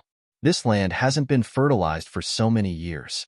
It's already not bad that the seedlings survived. The next time you water the plants, prepare some wood ash and water it together to see the effect. There was also fertilizer from the livestock pen and mud in the pond. They would all be good for the land in the future. From now on, just start accumulating the fertilizer for the next season. Headfong nodded, explained the manor situation to them, and brought them around. Unexpectedly, grapes grew the best among all the crops in the village. This gave Zhouing a bold idea. If the yield and taste of grapes were good next year, she would plant grapes all over the manor. At most, she would buy another for the vegetables. After they finished looking around, they went to the livestock breeding area again. They returned home once they confirmed that all the little animals looked good. At the same time, King Rui finished his breakfast and went to the palace to meet the emperor, accompanied by his guards. After entering the royal study, King Rui immediately kneeled and greeted him. Greetings, Imperial Father. I'm sorry that I did not enter the palace in time to report. Eunuchly, please give him a seat. The emperor stood up, walked down, and looked at him. He looked at King Rui's haggard face and sunken eyes and said, I heard that you were assassinated again. Yes, the scale this time is not small. The other party sent more than 200 killers. If it wasn't for the vast amount of special powder supplied by Gu Chungrui, I would probably have to say goodbye to Imperial Father forever. Don't say such depressing words. You are my son, and a dragon won't have a snake for a son. How can you die so easily? King Rui sneered inwardly after hearing this, but still nodded with a poker face. Fortunately, I have Father to protect me. All right, enough of this nonsense. Do you know who did it? King Rui shook his head after hearing this. This time, the other party did not leave any evidence. Although he had a guess in his heart, it could not be used as evidence, so it was better to pretend he did not know. Otherwise, it would be his fault in the end. The emperor saw through his thoughts at a glance. Although he did not show it on the surface, he was still quite satisfied with King Rui. At least this son of his was someone who could keep his cool and wouldn't complain behind someone else's back. He asked, What's going on with the East Continent this time? Do you know why they invaded? Because the East Continent has many mountains and little land, they don't produce much food. Therefore, they have always wanted to invade our country. This time was no exception.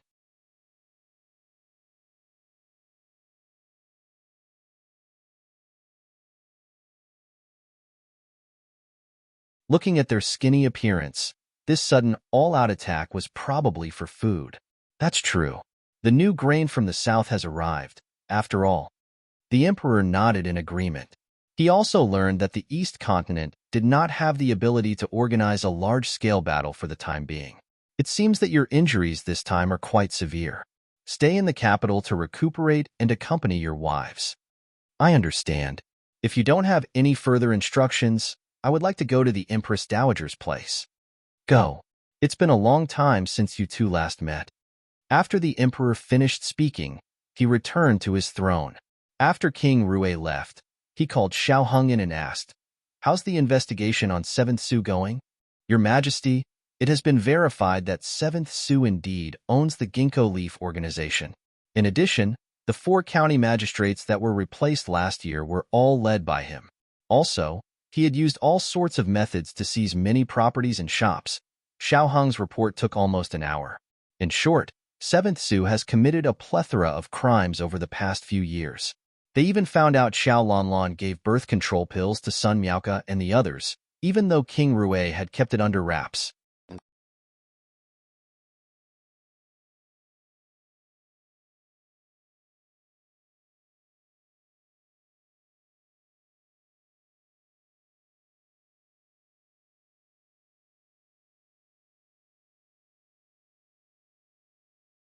Chapter 673 Confession. After the emperor heard this, he snorted coldly and said, "It looks like the Su family is holding back information toward my 4th son.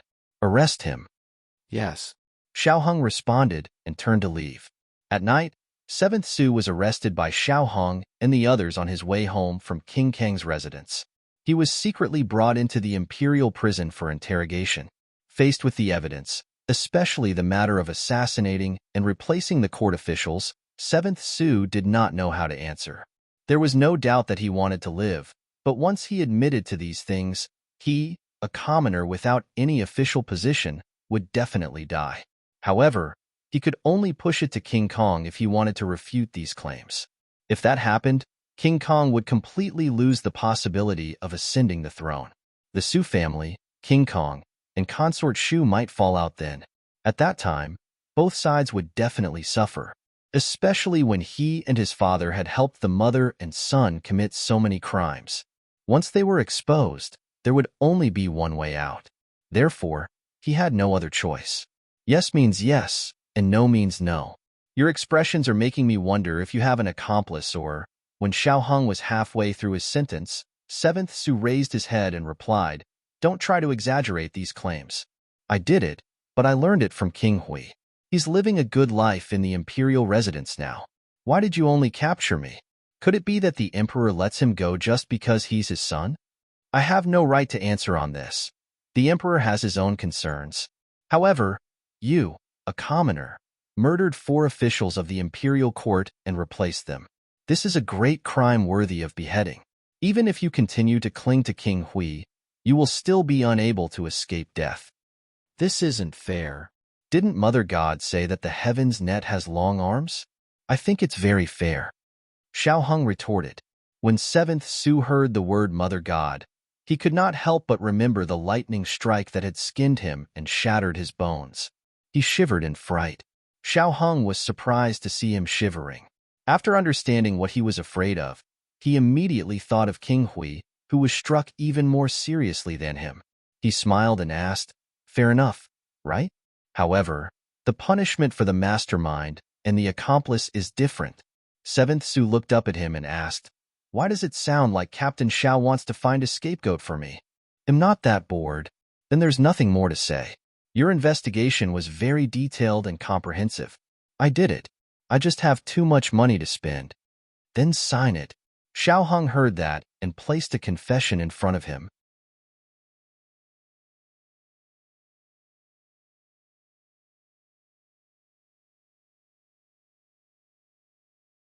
Seventh Su took it and read it carefully. After ensuring Xiao Hong didn't make up a false accusation, he quickly signed it with his fingerprint. "Escort him into the palace to await his punishment," Xiao Hong ordered and directly took the confession to the emperor. The emperor then realized 7th Su had taken over most of the Gu family's businesses, with more abundant assets than the national treasury. He told Xiao Hong, "I'll need you to do one last spurt. Take all of 7th Su's assets in the capital to the national treasury personally." Yes. Xiao Hong responded and turned to leave. After he left, the emperor leaned back on the dragon throne with a tired face. At the same time, he deeply understood the meaning of being alone. He really had no one to talk to. Everyone might even be scheming for his life. On the other end, Zhouing finally received news from the East Continent through her inner space. Unfortunately, that official was unable to convince their king in the end. But he was willing to give it a try himself.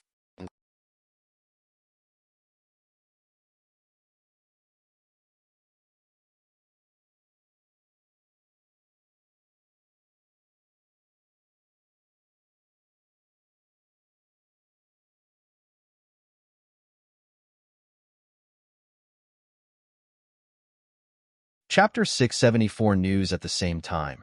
The man left behind 1,000 taels of silver for incense and candles, praying for baby livestock and breeding methods. Zhouing smiled when she saw this.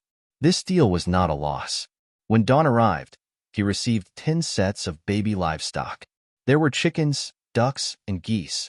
Each set had 1 male and 5 females. What was worth mentioning was that the chicken was a meaty one. Although the taste of this specific breed of chicken meat was a little underwhelming, it would grow fast and fat. It was a rare treasure for the East Continent, which lacked food.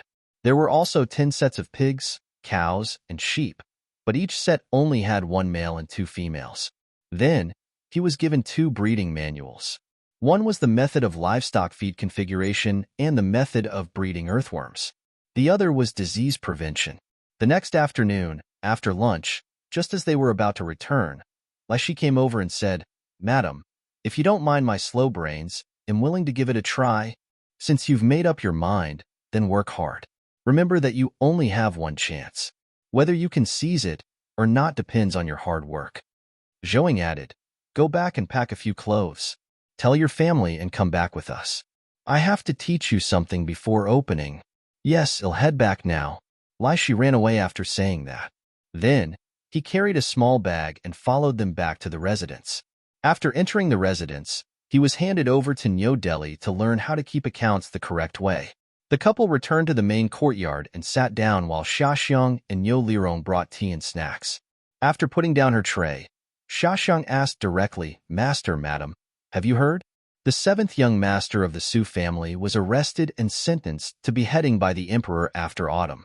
I heard that last night, all of 7th young master Su's private property was added to the national treasury." Although the couple already knew about it last night, Zhouing still asked curiously, "That's great. This is retribution." He really thought that no one knew about the evil things he had done. By the way, what was his crime? There are more than 10 crimes he committed. This servant doesn't remember them, but it's true that many people have been killed, even officials. He's really bold. That's a hefty crime. Even His Royal Highness can't casually sentence an official of the imperial court. Zhouing said, "By the way, where's the Su family?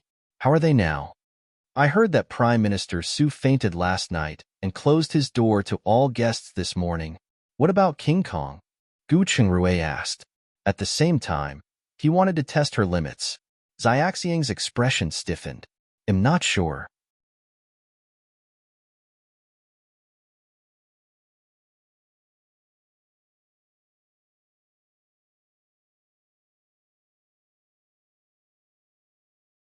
It's said that he didn't come out after entering the palace this morning.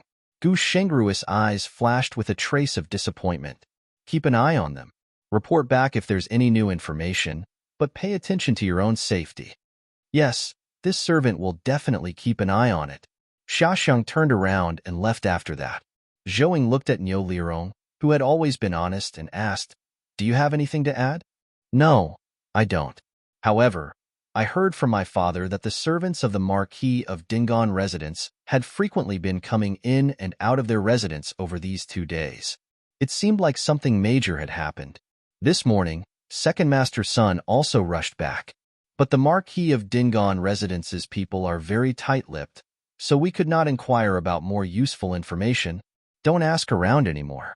We don't want to attract any unnecessary trouble." "Yes, I will tell my father this later." Niu Lirong left after saying that. After Gu Chengrui finished his tea, he said, "Babe, give me 200 taels of silver. I have to buy some medicinal herbs to prepare."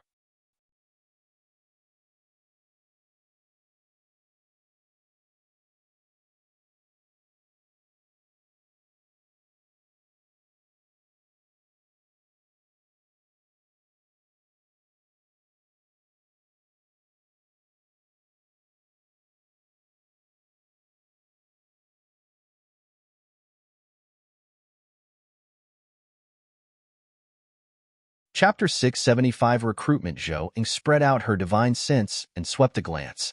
After confirming that no one was outside, she took out 5 banknotes worth 100 taels each and a bag of broken silver pieces from her interspace and handed them to him.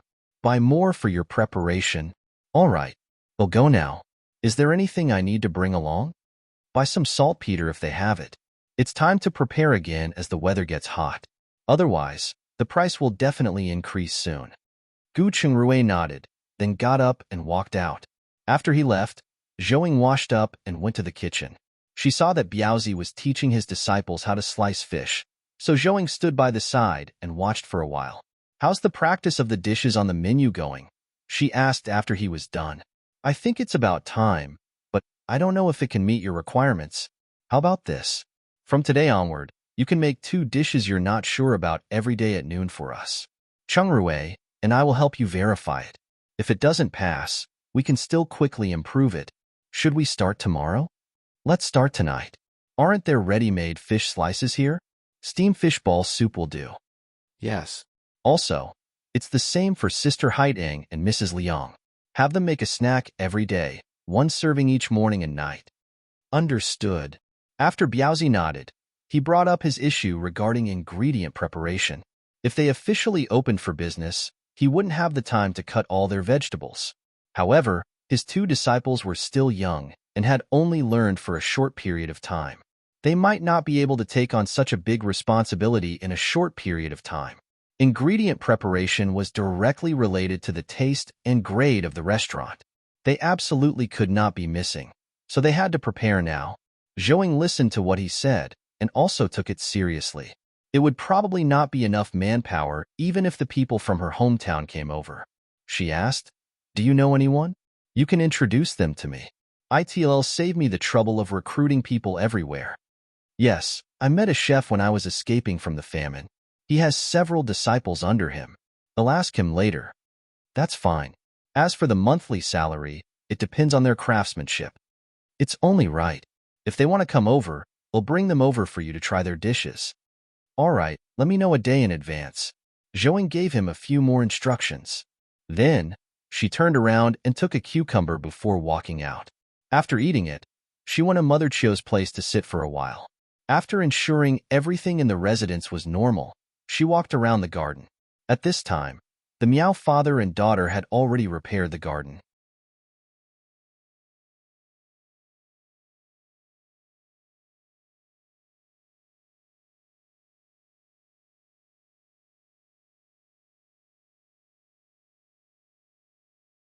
It was much more tidy, and the flowers and trees inside were flourishing. Good day, mistress. Miao Xiaoyu walked over and bowed. Zhouing turned her head and looked at the little girl wearing a straw hat.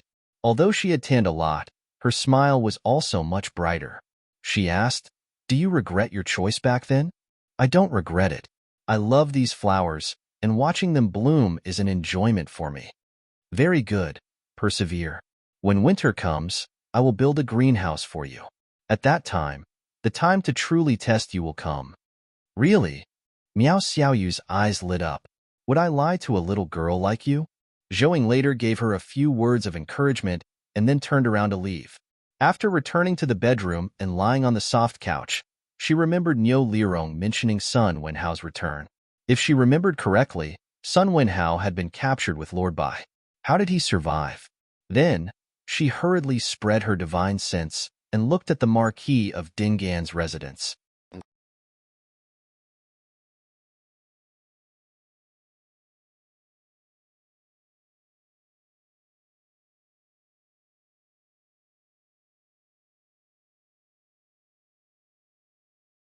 Chapter 676. Closing the door at this moment, the Marquis of Dingan residence was in chaos. Not only was Mrs. Liu dizzy from the fever, but even old Madam had fallen seriously ill. Sun Wenhao, the husband of Mrs. Liu, was listening to his eldest son, Sun Qingfeng, report what had happened in the past few days. It turned out that Mrs. Liu was so frightened and confused that she accidentally said that the secret room had been robbed. Although the old madam did not know where the second branch's private stash was, she knew there was definitely a lot of it. Therefore, she went out overnight and fell ill when she returned. That was why Sun Qingfeng quickly sent the letter to Sun Wenhao. He could only write to him and ask him to come back because he didn't know what they had hidden, nor did he know where it was. When Sun Wenhao found out that the treasures that their 2 families had hidden outside had all been taken away, his eyes went black and he fell back into his chair. Among those things, many of them could not be exposed, especially the embezzling of the Gu family's property back then. If it were discovered, it would be the crime of deceiving the emperor and result in all 9 generations' execution. Father, are you all right? Sun Qingfeng quickly held him and asked, I'm fine. Did you go to King Hui after the incident? No. Ever since King Hui sneaked out of the residence to meet you, the emperor has sent more people to monitor us. Now, King Hui can't come out. Our people can't enter either. Sun Wenhao's eyes narrowed when he heard that. It seemed that the emperor was serious this time. Then, he asked, did you find any clues? No. The only suspicious thing is Magu, Mother's confidant, but I don't think it's possible. No matter how precise her plan was, it was impossible for her to leave no clues behind. Magu. Sun Wenhao's eyes flashed with a thoughtful expression. Magu was a confidant of the Liu family, so she might know where their second branch hid their treasures. However, eldest brother and eldest sister-in-law had carefully arranged their private stash. It was impossible for her to know, so the possibility was not high. At the thought of this, he said, now, we can only stay silent. It's best to tuck your tail between your legs and do nothing. Just do our business peacefully. But it's fine if it's lost. Although it's a little painful, it's not enough to affect our foundation. If the emperor's people get hold of something, that would be fatal. There shouldn't be people from the emperor in our residence, right? It's hard to say. When I left, I felt like I was constantly being watched. I tested the person earlier. Based on the person's skills and moves, it's obvious that they were Xiao Hong's subordinates. What? Could it be that the emperor has already set his eyes on the Marquis of Dingon residence? That's for sure. This time, I was lucky enough to escape with my life. It was to help King Hui gather the materials to build the river embankment. However, I feel like he's playing a long game. Otherwise, why would he choose me, someone guilty, other than the many other merchants? Speaking of which, have you heard that 7th Su has been arrested and all his private property confiscated? As soon as I entered the capital, I heard that Su got a little too arrogant. He even dared to personally attack the county magistrate. However, this is good. 7th Su is King Kang's money back. If he died, King Kong would definitely suffer a significant loss. Also, don't touch 7th Su's things. The emperor must be watching. We can't touch them. Yes, I know that Xiao Hong was the one in charge this time, so I didn't dare to reach out. That's right. Next, let's learn from that old fox, Prime Minister Su, and close the door to any guests. As for the whereabouts of those treasures, it would be best if we could investigate quietly. Whether they can be found or not could only be left to fate. Now, I only hope that your uncle can act quickly. Otherwise, our faction will probably...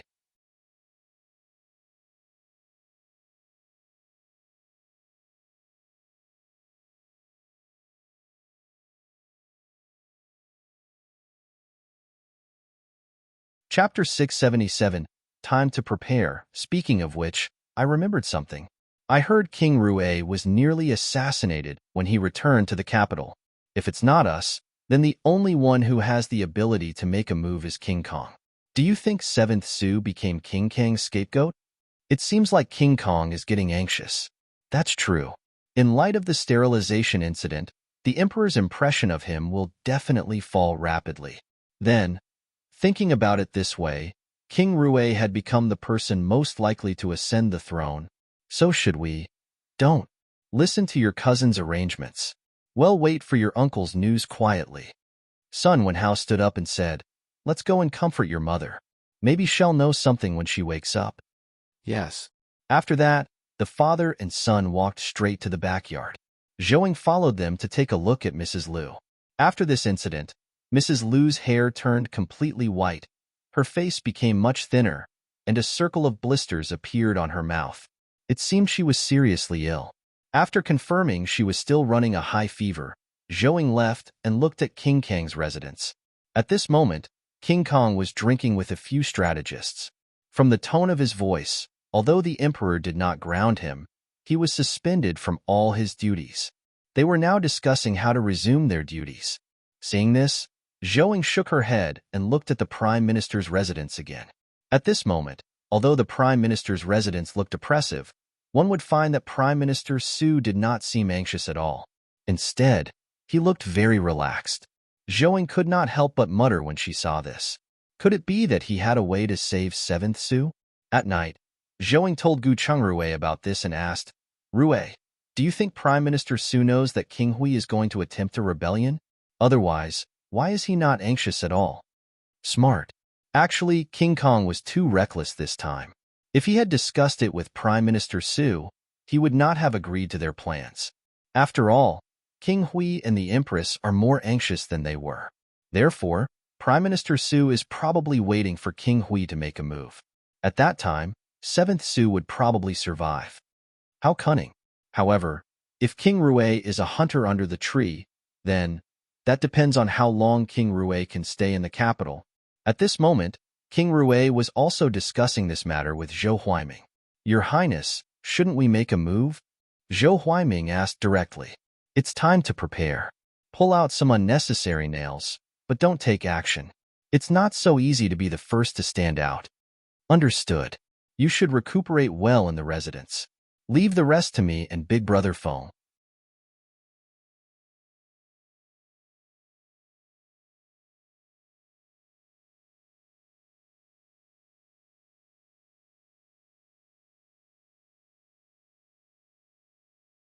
Go find Gu Chungrui.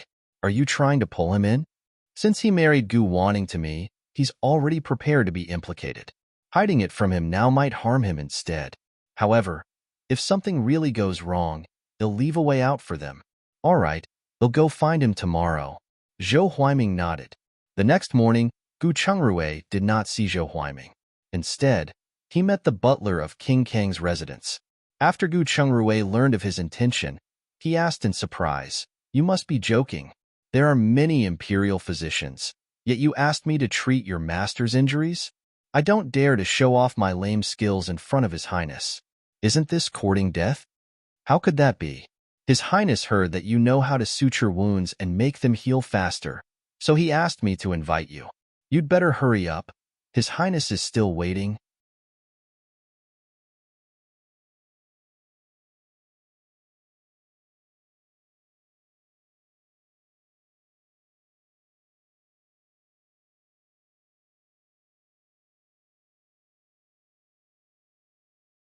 Chapter 678 Deceived, since His Highness favors you. Regardless of whether his illness can be cured or not, you should go over and take a look. Zhouing quipped in as she walked out of the room with a first aid kit. Judging from the butler's intentions, he was adamant about inviting Gu Chungrui over today. Since he couldn't avoid it, he might as well take a look and see what King Kong was up to. Gu Chungrui nodded and said to Zhouing, He'll have to trouble you with the matters at home. Go. I'll wait for you. Zhouing smiled. After he left, Zhouing went to the study and followed him with her divine senses. The journey was smooth. After entering King Kang's residence, the butler brought Gu Chungrui all the way to the study. After entering, King Kong, who was practicing calligraphy, raised his head and said, Cousin, you're here. Sit down. Gu Chungrui looked at King Kang's glowing face and knew he had been deceived. He could not criticize him, but he could at least make things difficult for the butler. Therefore, he turned his head and said, This is your fault. No matter what, you can't joke about His Highness' health. King Kong waved his hand when he saw this. It's me who asked him to say that. Otherwise, how could he have invited you? Seeing this, the butler immediately left. You flatter me. May I know why your Highness is looking for me? Gu Chungrui asked with a smile. Sit down and let's have a chat. Actually, it's not a big deal. The vegetables from the manor have arrived, so I wanted to invite you over for a meal. After King Kong finished speaking, he sat down first. Seeing this, Gu Chungrui could only sit opposite him. However, he did not believe a single word he said. He just did not know what King Kong was up to. Soon, a servant girl came over with a pot of tea. After it was served, King Kong said, This is the new tea that just came out this year. Try it and see if it suits your taste. If you like it, they'll pack a pound for you when we go back. Thank you for your kindness, Your Highness. Gu Chungrui smiled. then picked up the teacup and sniffed it thoughtfully. The tea is clear, and it smells strong and refreshing. It must be a high-grade Longjing tea. Not bad. It seems that you're also a tea lover. Try the taste. After King Kong finished speaking, as if to dispel his worries, he first raised his cup and took a sip. Gu Chungrui raised his guard when he saw this. There's no problem with the tea, Zhouing whispered into his ear. When the servant girl made the tea, she saw that it wasn't tampered with, whether it was the tea or the cup. Gu Chungrui smiled and raised his cup, too. Thank you, Your Highness. Drinking a mouthful of such tea was really a rare pleasure.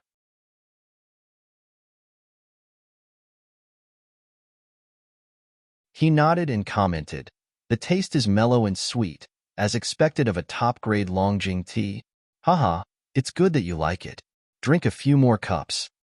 After that, the two of them drank tea and chatted. Afterward, King Kong brought him around his residence until lunch. The dishes were mainly fresh vegetables and seafood, which were quite delicious. The wine was a rare 100-year-old Shaoxing wine. In short, the meal was lovely. Gu Chungrui did not relax even after all that. Instead, he became even more vigilant, as he did not believe he had come here today just to be treated to a meal. After the meal, Gu Chungrui drank another pot of tea. He stood up and said, Thank you for your hospitality today, Your Highness. It's getting late, and I have matters to attend to in the afternoon. Oh, do stay. I'm free now, and it's very dull. As for you, you don't have to work in the government office anymore either. You can play a few games of chess with me before you leave. King Kong did not wait for him to reject and brought him to a pavilion in the garden to play chess.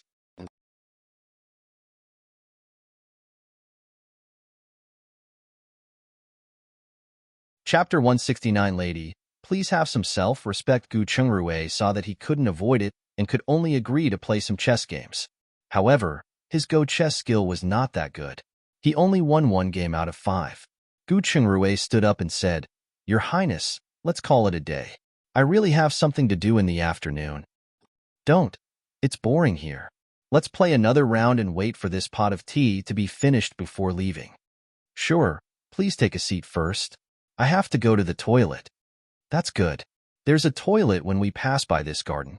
King Kong pointed to a spot. Wait a moment. After Gu Chungrui finished speaking, he walked through the garden to the toilet. When they reached the garden, Zhouing reminded him, Be careful. There are 2 maids and a girl hiding outside the garden. Moreover, that woman is really beautiful. If I'm not wrong, King Kong is trying to use a honey trap to rope you in. I understand. I guess you have to protect my innocence. All right, don't be silly. I put 2 packets of itching powder in your pocket. Just as Zhouing finished speaking, Gu Chungrui had almost reached that position. The sound of women talking could be heard at this moment.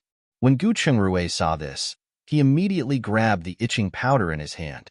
But before he could do anything, a green figure rushed towards him. Seeing this, Gu Chungrui threw her away and strode off. Stop right there, you lecher. A servant girl spoke in a delicate voice. Gu Chungrui did not even bother with her.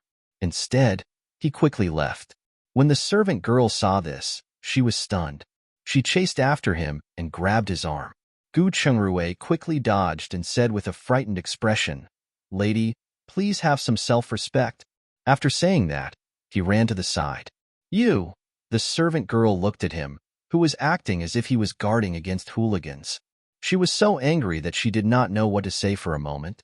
On the other end, Gu Chungrui went to the toilet and closed the door, staying even after finishing his business. He pulled his clothes and hair slightly, as if someone had tugged them. The people who came and went looked at him curiously, but no one said anything when they saw his extraordinary clothes.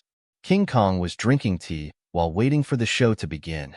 However, after 25 minutes, the show still had not started, and Gu Chungrui was nowhere to be seen. He could only stand up and lead his men to look for him. When he saw a lady and her 2 servants walking back and forth uneasily in the garden, he asked in surprise, Levi, where is he? Your Highness, he's inside. He went in and never came out. The lady pointed at the toilet and whispered, Did you succeed? Levi shook her head and replied, I've been shaken off. I pulled him, but he just told me to behave himself. The servant girl, who had stopped Gu Chungrui earlier, replied with a flushed face. King Kong was speechless when he heard that, and the corners of his mouth twitched. He did not expect a grown man like Gu Chungrui to have such a pretentious side and was not afraid of losing face. No, he was showing weakness deliberately. He was trying to avoid this by acting as a weakling. Just as he was about to instruct them further, Gu Chungrui ran over. Your Highness, you're finally here. Oh, are you waiting for me to pick you up? Of course. I realized that this was the only way back. However, these three girls refused to leave, so I had to wait inside. You're too cautious. What can happen in my residence? King Kong was miffed when he heard that, and he replied unhappily. No, men and women don't even sit at the same table after the age of 7. If others see us together, it won't be good. If word got out, it would be bad for your Highness too.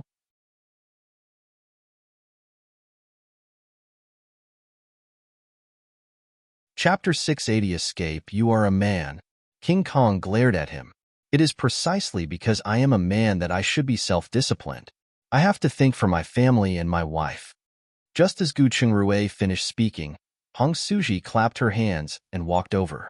I admire you. Lord Gu is really a good husband. Greetings, Princess Consort. Gu Chungrui quickly cupped his fists and said, Lord Gu, please rise. Hong Suji swept a glance at everyone present and then looked at King Kong. Your Highness, what are you discussing? Nothing. Why are you here? King Kong looked at her suspiciously. For a moment, he couldn't figure out if she had come here intentionally or unintentionally. It was too stuffy in the house and I couldn't sleep, so I came to the garden to take a walk. I happened to see you guys and walked over. After Hong Suji finished speaking, she waved the handkerchief in her hand and slowly fanned herself. King Kong looked at the beads of sweat on her nose and forehead, but he couldn't blame her. He could only say, I see. I still have to accompany Lord Gu. It's all right. I still have something to do, so I won't disturb you and your wife. Gu Chungrui said. King Kong turned his head and glanced at him. He knew that there was no chance of success today, so he nodded. In that case, let's continue another day. He waved at the guard and asked him to send Gu Chungrui out. Gu Chungrui heaved a sigh of relief when he saw this. He obediently followed the guard and left the residence with his first aid kit. It was only when he returned home that he heaved a sigh of relief. When he saw Zhou waving at him from a pavilion beside the pond, he quickly walked over and sat opposite her. Thank you for your reminder today. It's also for myself. I don't want to have another sister. I wouldn't dare. Gu Chungrui quickly waved his hands. But I'm afraid King Kong won't let go easily. That's for sure. I'm sure King Kong will be coming up with another plan. I'm afraid he'll come over to propose marriage openly tomorrow. Proposing marriage? It seems that he won't stop until he sends someone in here. Well, I guess there's no need for us to save face for him anymore. Yeah, since he's not afraid of his bad reputation spreading, let's help him promote it. The husband and wife looked at each other and smiled. In the evening, when it was about time for dinner, Zhou Huaiming came in with a roast goose. Brother Gu, sister-in-law, I'm here to freeload again. What are you talking about? Brother Zhou, please sit down. Zhou stood up and handed the roast goose in her hand to Xiaxiang. Take it to the kitchen and slice it. Yes. Xiaxiang took the roast goose and walked out. Gu Chungrui poured him a glass of water. Brother Zhou, why are you free to come over?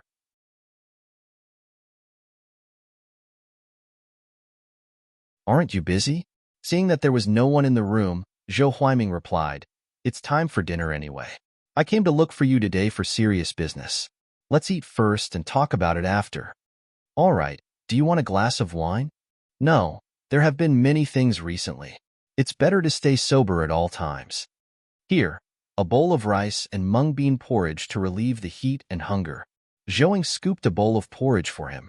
When Xiaxiang came in with the plate of roast goose, the three buried their heads in their food. After eating, they went out for a walk before returning to the pavilion by the pond in the courtyard. After Zhou prepared chrysanthemum tea for them, she took Niu Lirong to the pond to feed the fish. At the same time, she also kept an eye on the people in the residence, especially Xiaxiang, to see if she would come over to eavesdrop. Sure enough, Xiaxiang walked over with a plate of snacks. Zhouing called her over and said, "Let me see what you have here."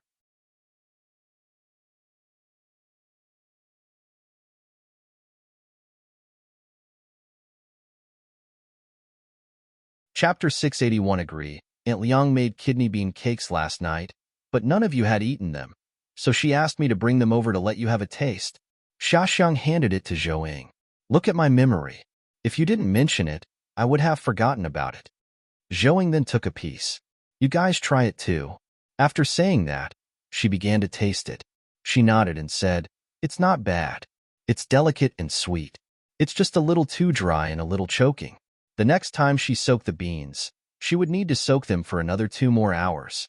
She looked up at the two of them and asked, "What do you think?" Seeing this, the two of them each took a piece and ate it. Niu Liang nodded in agreement. It's indeed a little choking, but everything else is great. Xiaxiang nodded in agreement. She turned to look at Gu Chengruei and asked, "Mistress, do you want young Master Zhou and Master to taste it?" "No need. They don't really like sweets. You can send them back." Zhouing said, "Yes, this servant will take her leave now." Xiaxiang turned around and left. However, when she turned around, her face was filled with unwillingness, but she did not dare to say anything. On the other end, after Xiaxiang had left, Zhou Huaiming asked, "I heard that you stayed in King Kang's residence for half a day?" Gu Chengruei nodded and told him what happened today in detail. "You don't know, today was really a day of fear for me. Fortunately, I didn't let my guard down. Otherwise, I would have really fallen today." "Brother Gu, you're quite lucky with women." Zhou Huaiming laughed. "Should I give some of that luck to you?" Gu Chengruei rolled his eyes at him. "Don't. I don't have the fortune to enjoy such luxury. But to be honest, you're not young anymore. Do you have anyone you like? It's time to get married." After Zhou Huaiming heard this, the smile on his face gradually faded. "Let's talk about it after everything is settled." Gu Chengruei did not ask further when he heard this. Instead, he glanced around and confirmed that there was no one else other than Zhou Ying and her servant. He asked softly, "Didn't you come here today for something? Tell me, what's the matter?" Zhou Huaiming looked at his actions and nodded in his heart. "You should be able to tell that the battle for the throne is about to begin. I was entrusted by His Highness to come here. He asked me to ask you if you wanted to participate." Gu Chengruei was stunned for a moment when he heard that. He quickly understood his words' meaning, hesitated momentarily, and nodded. "Actually, when Gu Wanning married, or rather, when we saved you, we were already prepared. If you need anything, just let me know. His Highness did not misjudge you. Since you agree, then come to the residence tomorrow night and we can discuss it together." "All right, what time?" "Before midnight. You must be there on time." "Definitely. There's one thing I don't understand. Since you wanted to participate, why did you remind His Highness about Xiao Lanlan sabotaging the main wife? Later, you even reminded Uncle Feng to save the princess consort and the child in her stomach. That's another matter. The first time, honestly, I saved her because I was afraid something would also happen to His Highness. The second time, the Su family wasn't just sabotaging the princess consort, but the entire residence, including us husband and wife. Moreover, the princess consort and the child are innocent. I'm not afraid to tell you that the emperor asked me before, asking that I favor one of the princes more."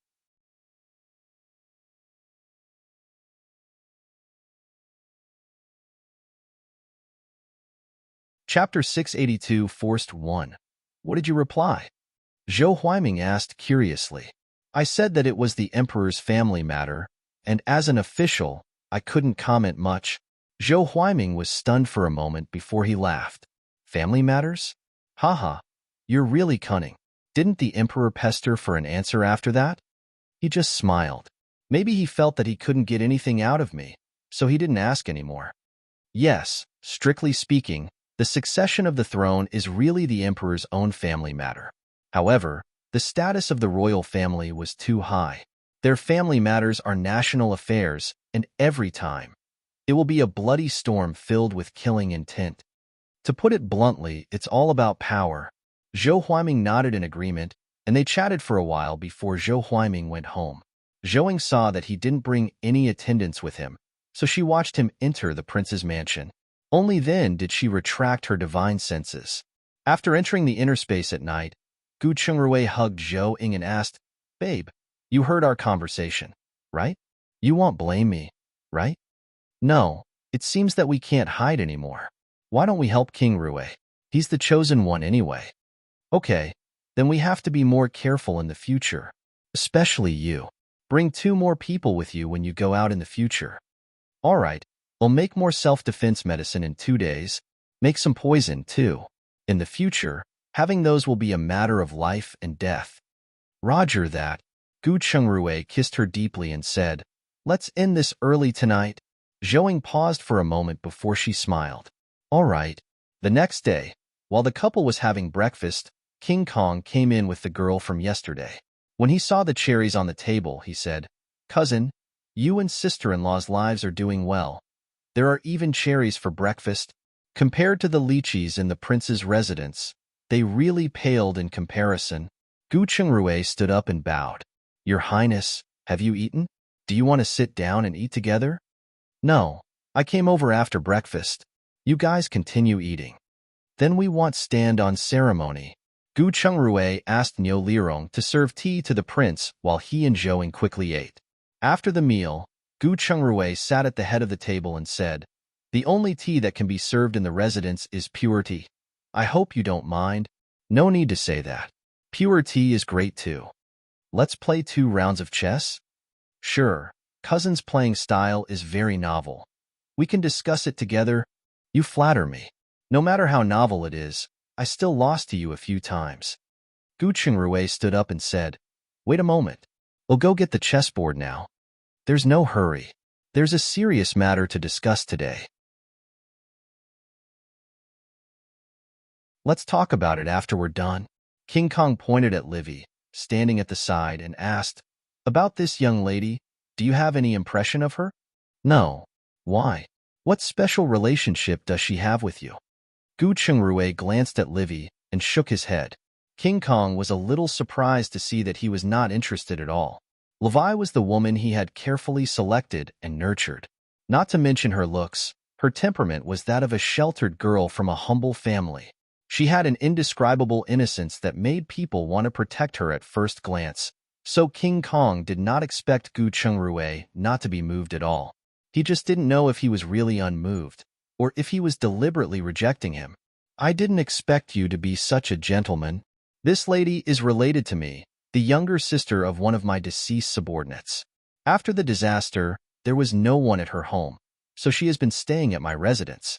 I didn't expect her to fall in love with you at first sight yesterday, so I specially came with her today to fulfill a blessed couple."